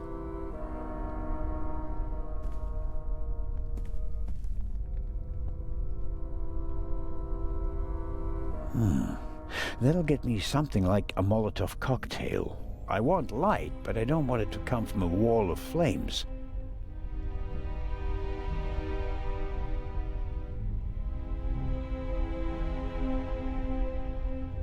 I broke the leg off a beautiful chair, and knowing the Swiss Federal Railways, they'll bill me for it.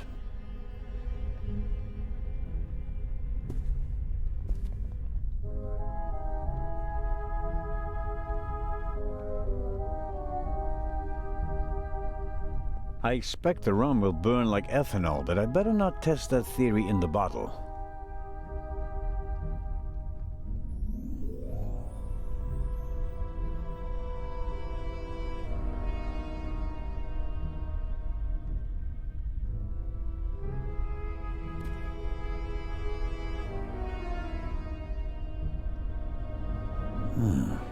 That'll get me something like a Molotov cocktail.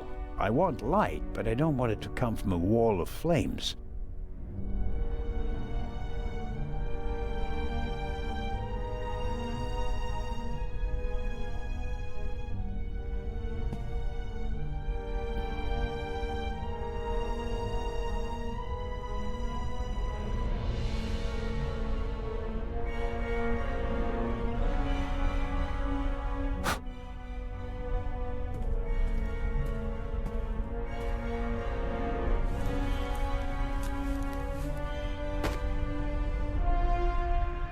The flame is hot, but it's no use as a light source.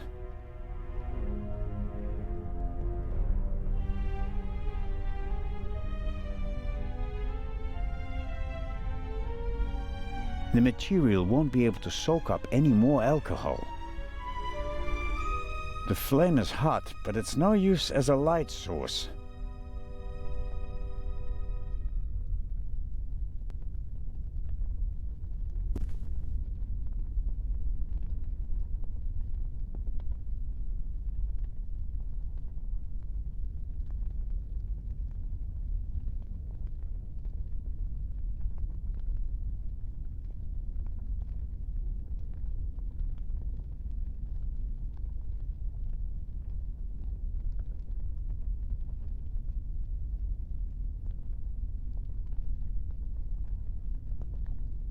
The alcohol on the curtain burns just as darkly as in the bowl. It's no help.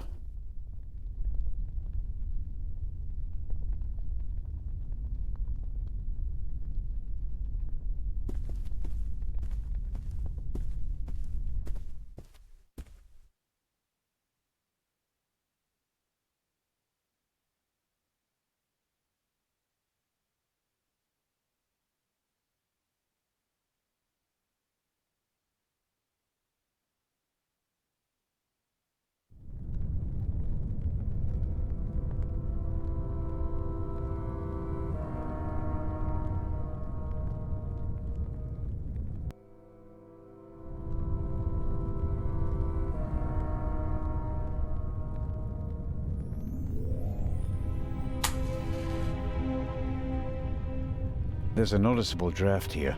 Maybe it's because of the fire, or perhaps there's still a hole through which the air is coming. The latter will be quite welcome. It will buy us some more time. Okay, I'll smear some grease on the curtain.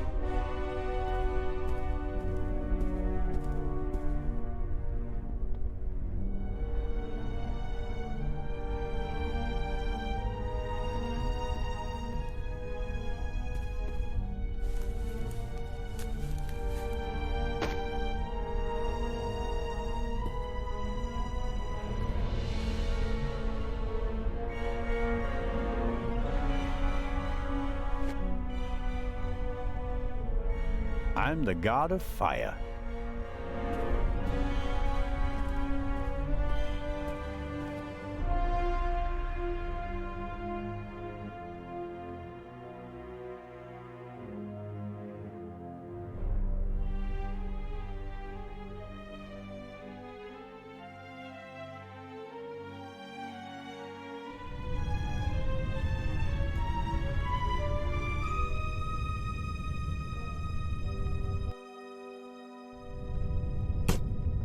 That's better now.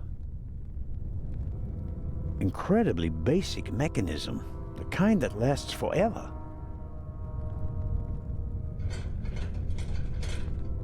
Won't budge. Too much tension on the coupling. A lever on a pressure sleeve running along a thread. Aha! I can uncouple it with this lever. Okay.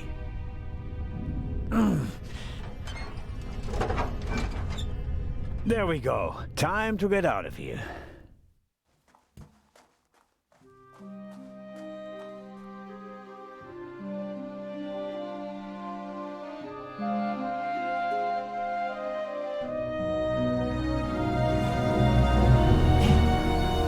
Listen, everybody! Listen! Robert, what's the situation? Yeah, I couldn't find the engineer, so I got in the driver's cab myself and released the brake. All right. Good job. You too. Listen, please. Matty! Where's Matt? Where's my son? Relax, madame. I'm sure... There. Help! Matty! No!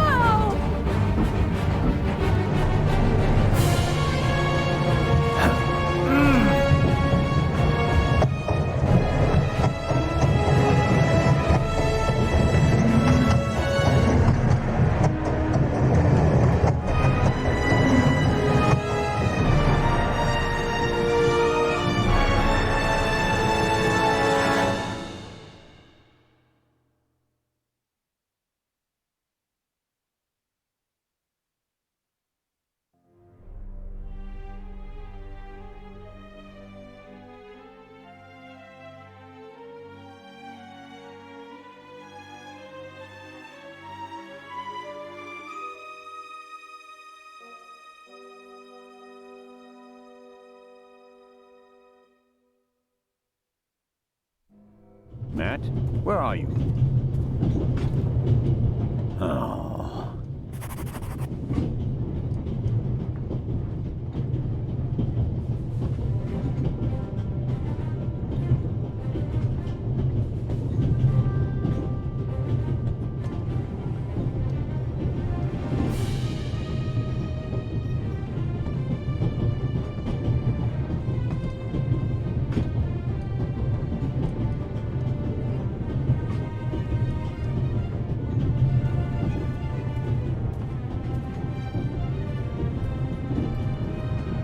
Matt, are you there? Nothing.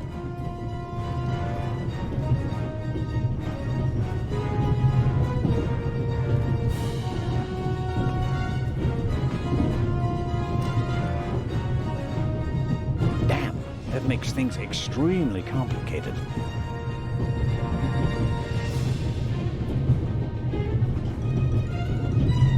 The engine and the coal tender are burning stronger and hotter. The airflow is feeding the flames. I have to decouple the wagons immediately. Sooner or later, the engine will be blown apart.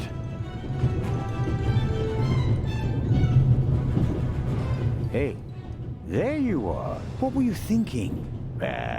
Come out of there. Is he gone? Is who gone? The man! What man? There was a man. He was coughing. One of the passengers? I think he came down from the roof. What are you doing on the train anyway? Why didn't you wait in the tunnel with the other passengers? I wanted to get my pistol. Your pistol? There's so many cops and thieves and explosions and everything, then I need a pistol too. Makes sense. All right. First, I'll stop the train, and then we'll have a chat, okay? You want to come out? Good idea. You stay put.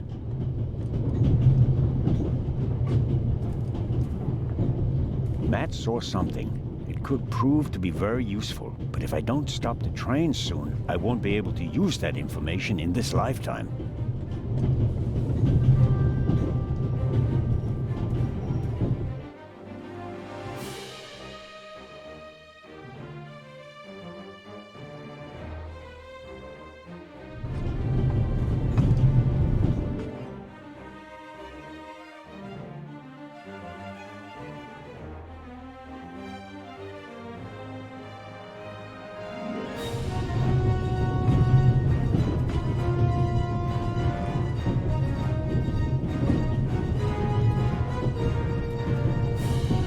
Hasn't grasped the gravity of the situation yet, which is good, as I can't take care of him and the train.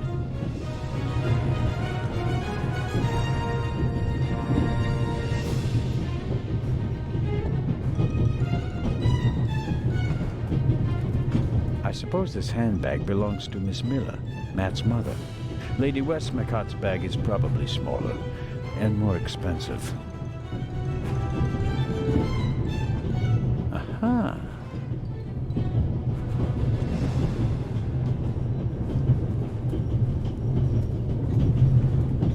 Matt saw something. It could prove to be very useful, but if I don't stop the train soon, I won't be able to use that information in this lifetime.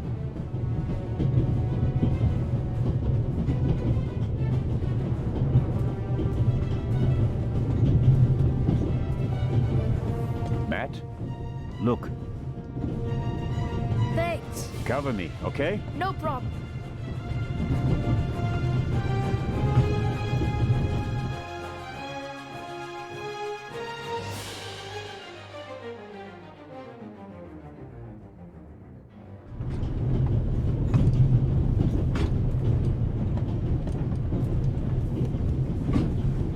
Get in. I presume the Baroness's luggage toppled over and is blocking the door.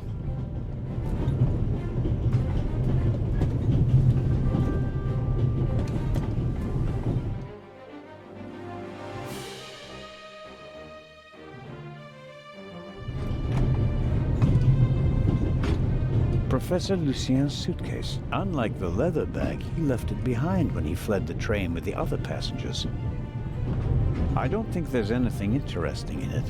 Whatever the professor is hiding from me, it's in his leather bag.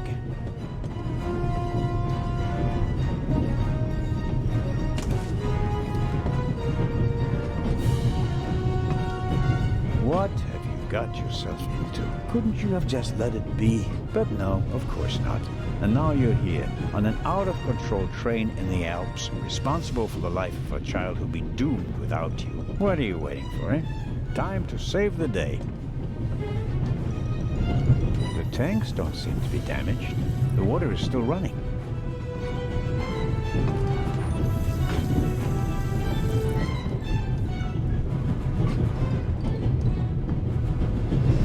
A large, soft towel, very comfortable. I'll wrap it around my neck to keep my hands free. The situation isn't that desperate.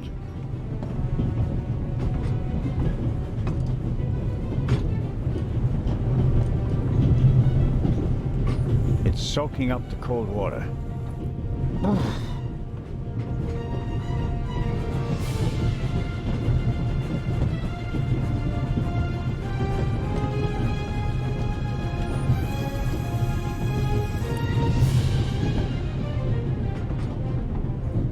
No, the towel is already wet enough.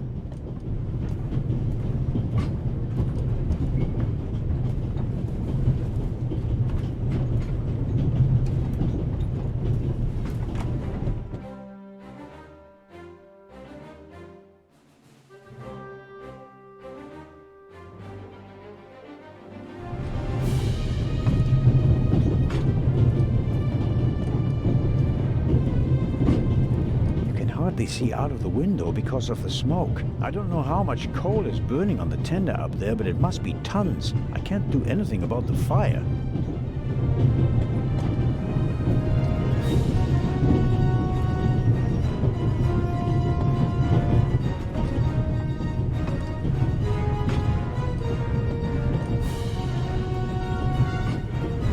If the emergency brake doesn't work, I'll have to try something else. Here goes. Ouch! Hot!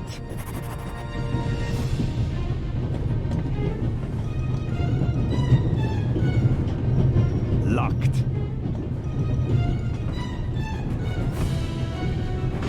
The handle is already too hot to touch. This door leads to the tender. It will be uncomfortable, no doubt, but I don't think that the flames are directly behind the door. I suppose there's a relatively safe space in the lee of the tender where one could stay a little while.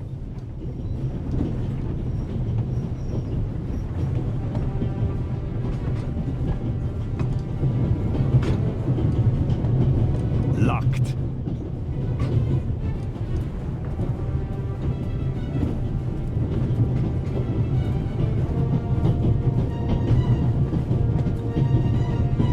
Access for emergencies. If this isn't an emergency, I don't know what is. The emergency brake either was damaged in the explosion or was sabotaged. But whatever, it's not working. I think I should try to uncouple the engine. I mean, how else can I stop the train?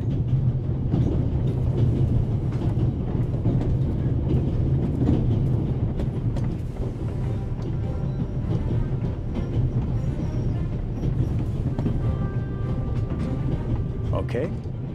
We'll do it the hard way.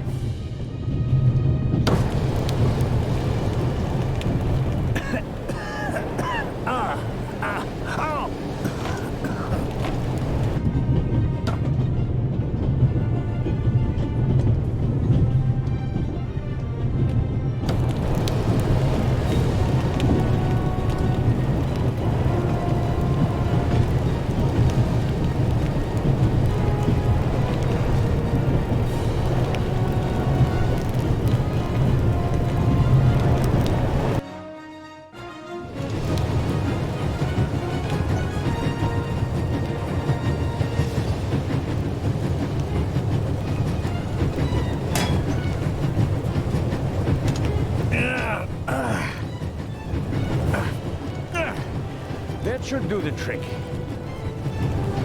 The coupling won't release because it's under too much tension.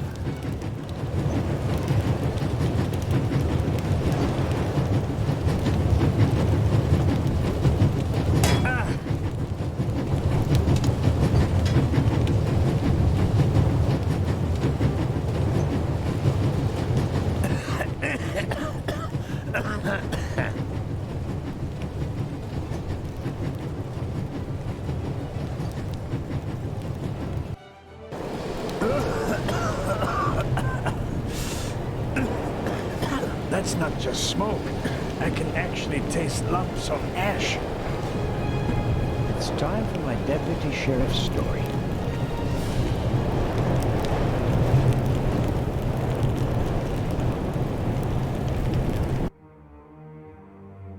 I uncoupled the locomotive at full speed. Not bad, eh? Do you think we'll get in trouble? Because of the locomotive? I don't think so. It was pretty old already. Come out so we can have a chat. I checked the entire train. There's no one on it except for us. What an adventure. Oh, yeah. Tell me, what did you see on the train? Well, it was like this. I wanted to get my pistol.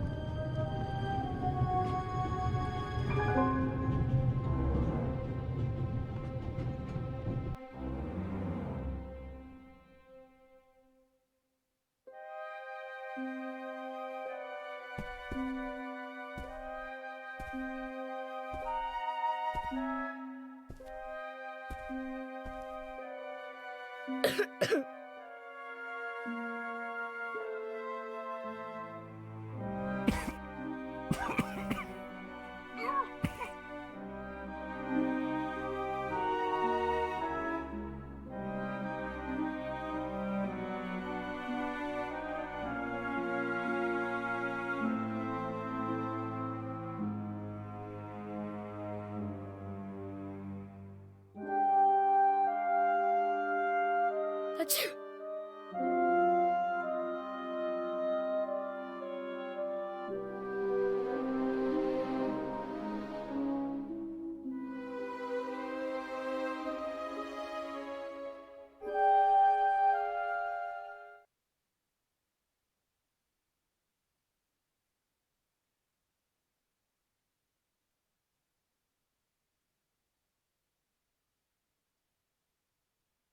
And then? When the guy was gone, I got up and banged on the window. I wanted to get out of there, but then I thought, what if the guy can hear me from the next car? So I got scared, and I hid again. You did well. Are you sure it was a man? Yeah, very sure. What else could he be? A woman?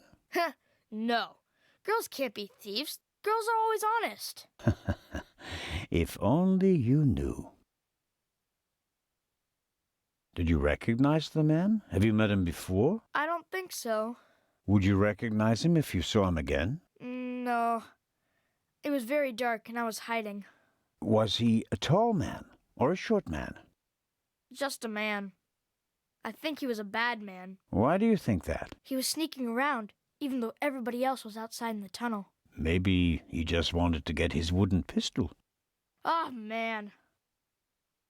The envelope that the man lost, where is it? I thought it might be important.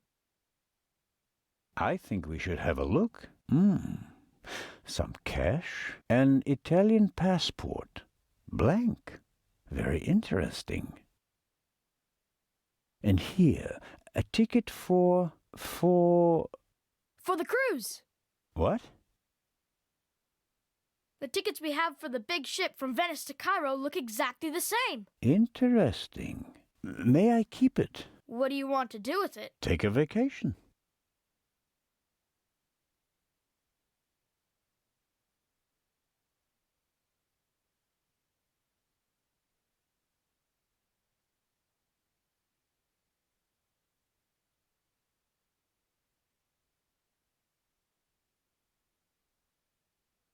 It's evidence.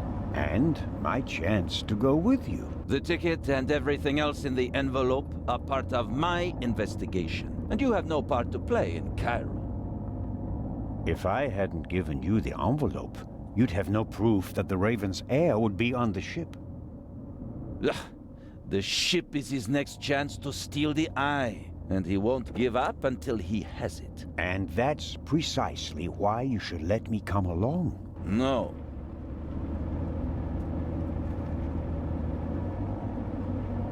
What else did you find out in the tunnel? Not much.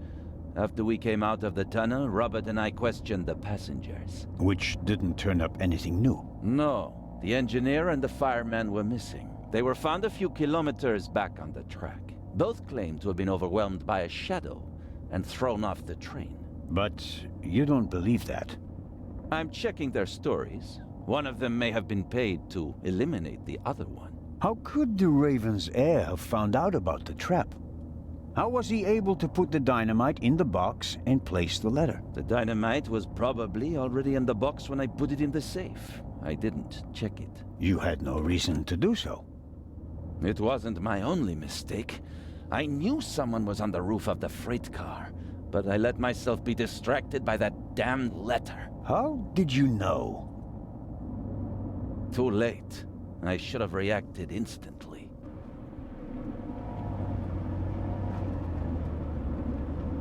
And what about the ship? I have earned the right to join you. What you did was extraordinary. Far more than anyone could have a right to expect from you. And you still want to leave me behind? You met our foe and barely escaped with your life. You may not be that lucky next time. It wasn't luck.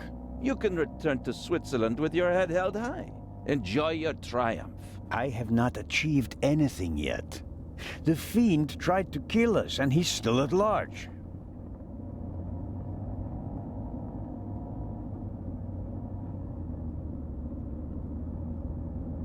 We're here.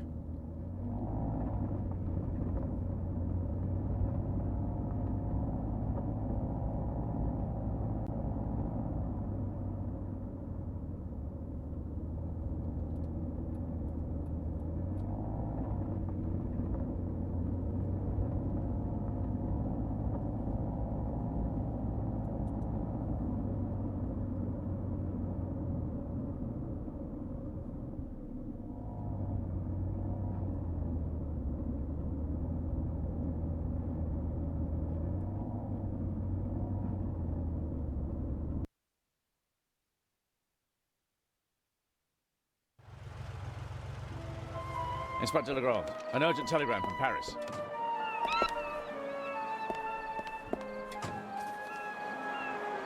Bad news?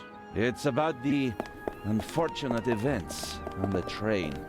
I'm to return to Paris and explain myself. But sir, what about the eye? They want to inform the Egyptian authorities that there might be a burglary attempt. Might? Egyptian authorities? What if the jewel is stolen at sea? I know. I never received it. Keep a close watch on the loading of the eye, Robert. Aye, sir. It was a pleasure meeting you, Constable Zellner.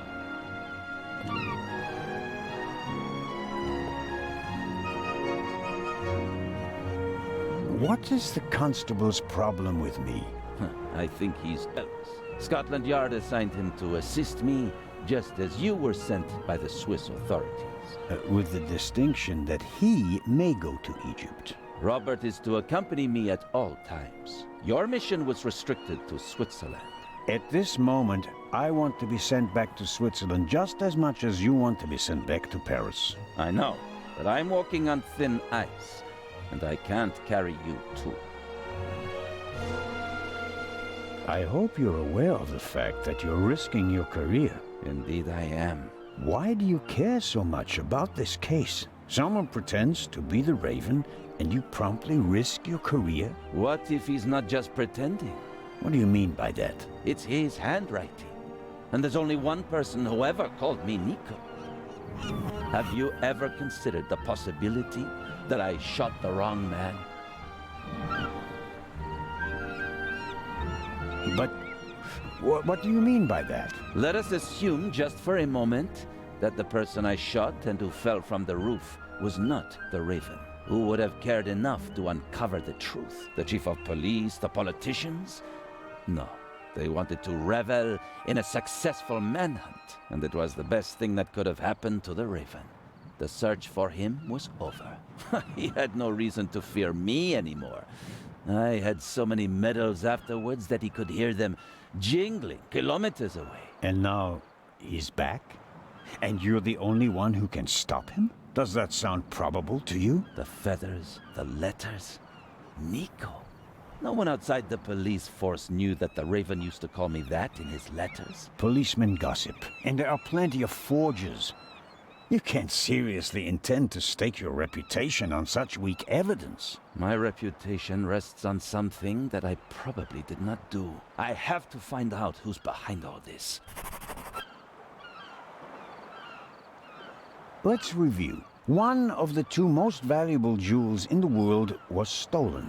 Obviously, the second one will be next. And you suspect a legendary burglar who's been dead for 5 years. Go on. The second jewel is about to be put on board over there, in a safe that requires 3 keys. Our thief may already have the first key, the archaeologist's key, from the train. We don't know anything about the status of the second key, which was meant to be air freighted to Cairo. We have to assume that he already has it. Therefore, there's just one key left. The Baroness's. Correct. So, you'll need my eyes on board. Look, you can keep your eyes open for me here on the wharf. I'd be most grateful. But when this ship sets sail, you will not, I repeat, not be on board. But, Inspector... We're dealing with a dangerous man, and I will pursue him regardless of the consequences. I won't let you get mixed up in this affair. It's still my decision. No, it's not. It's mine, and I've already made it. Good day, Constable Zellner.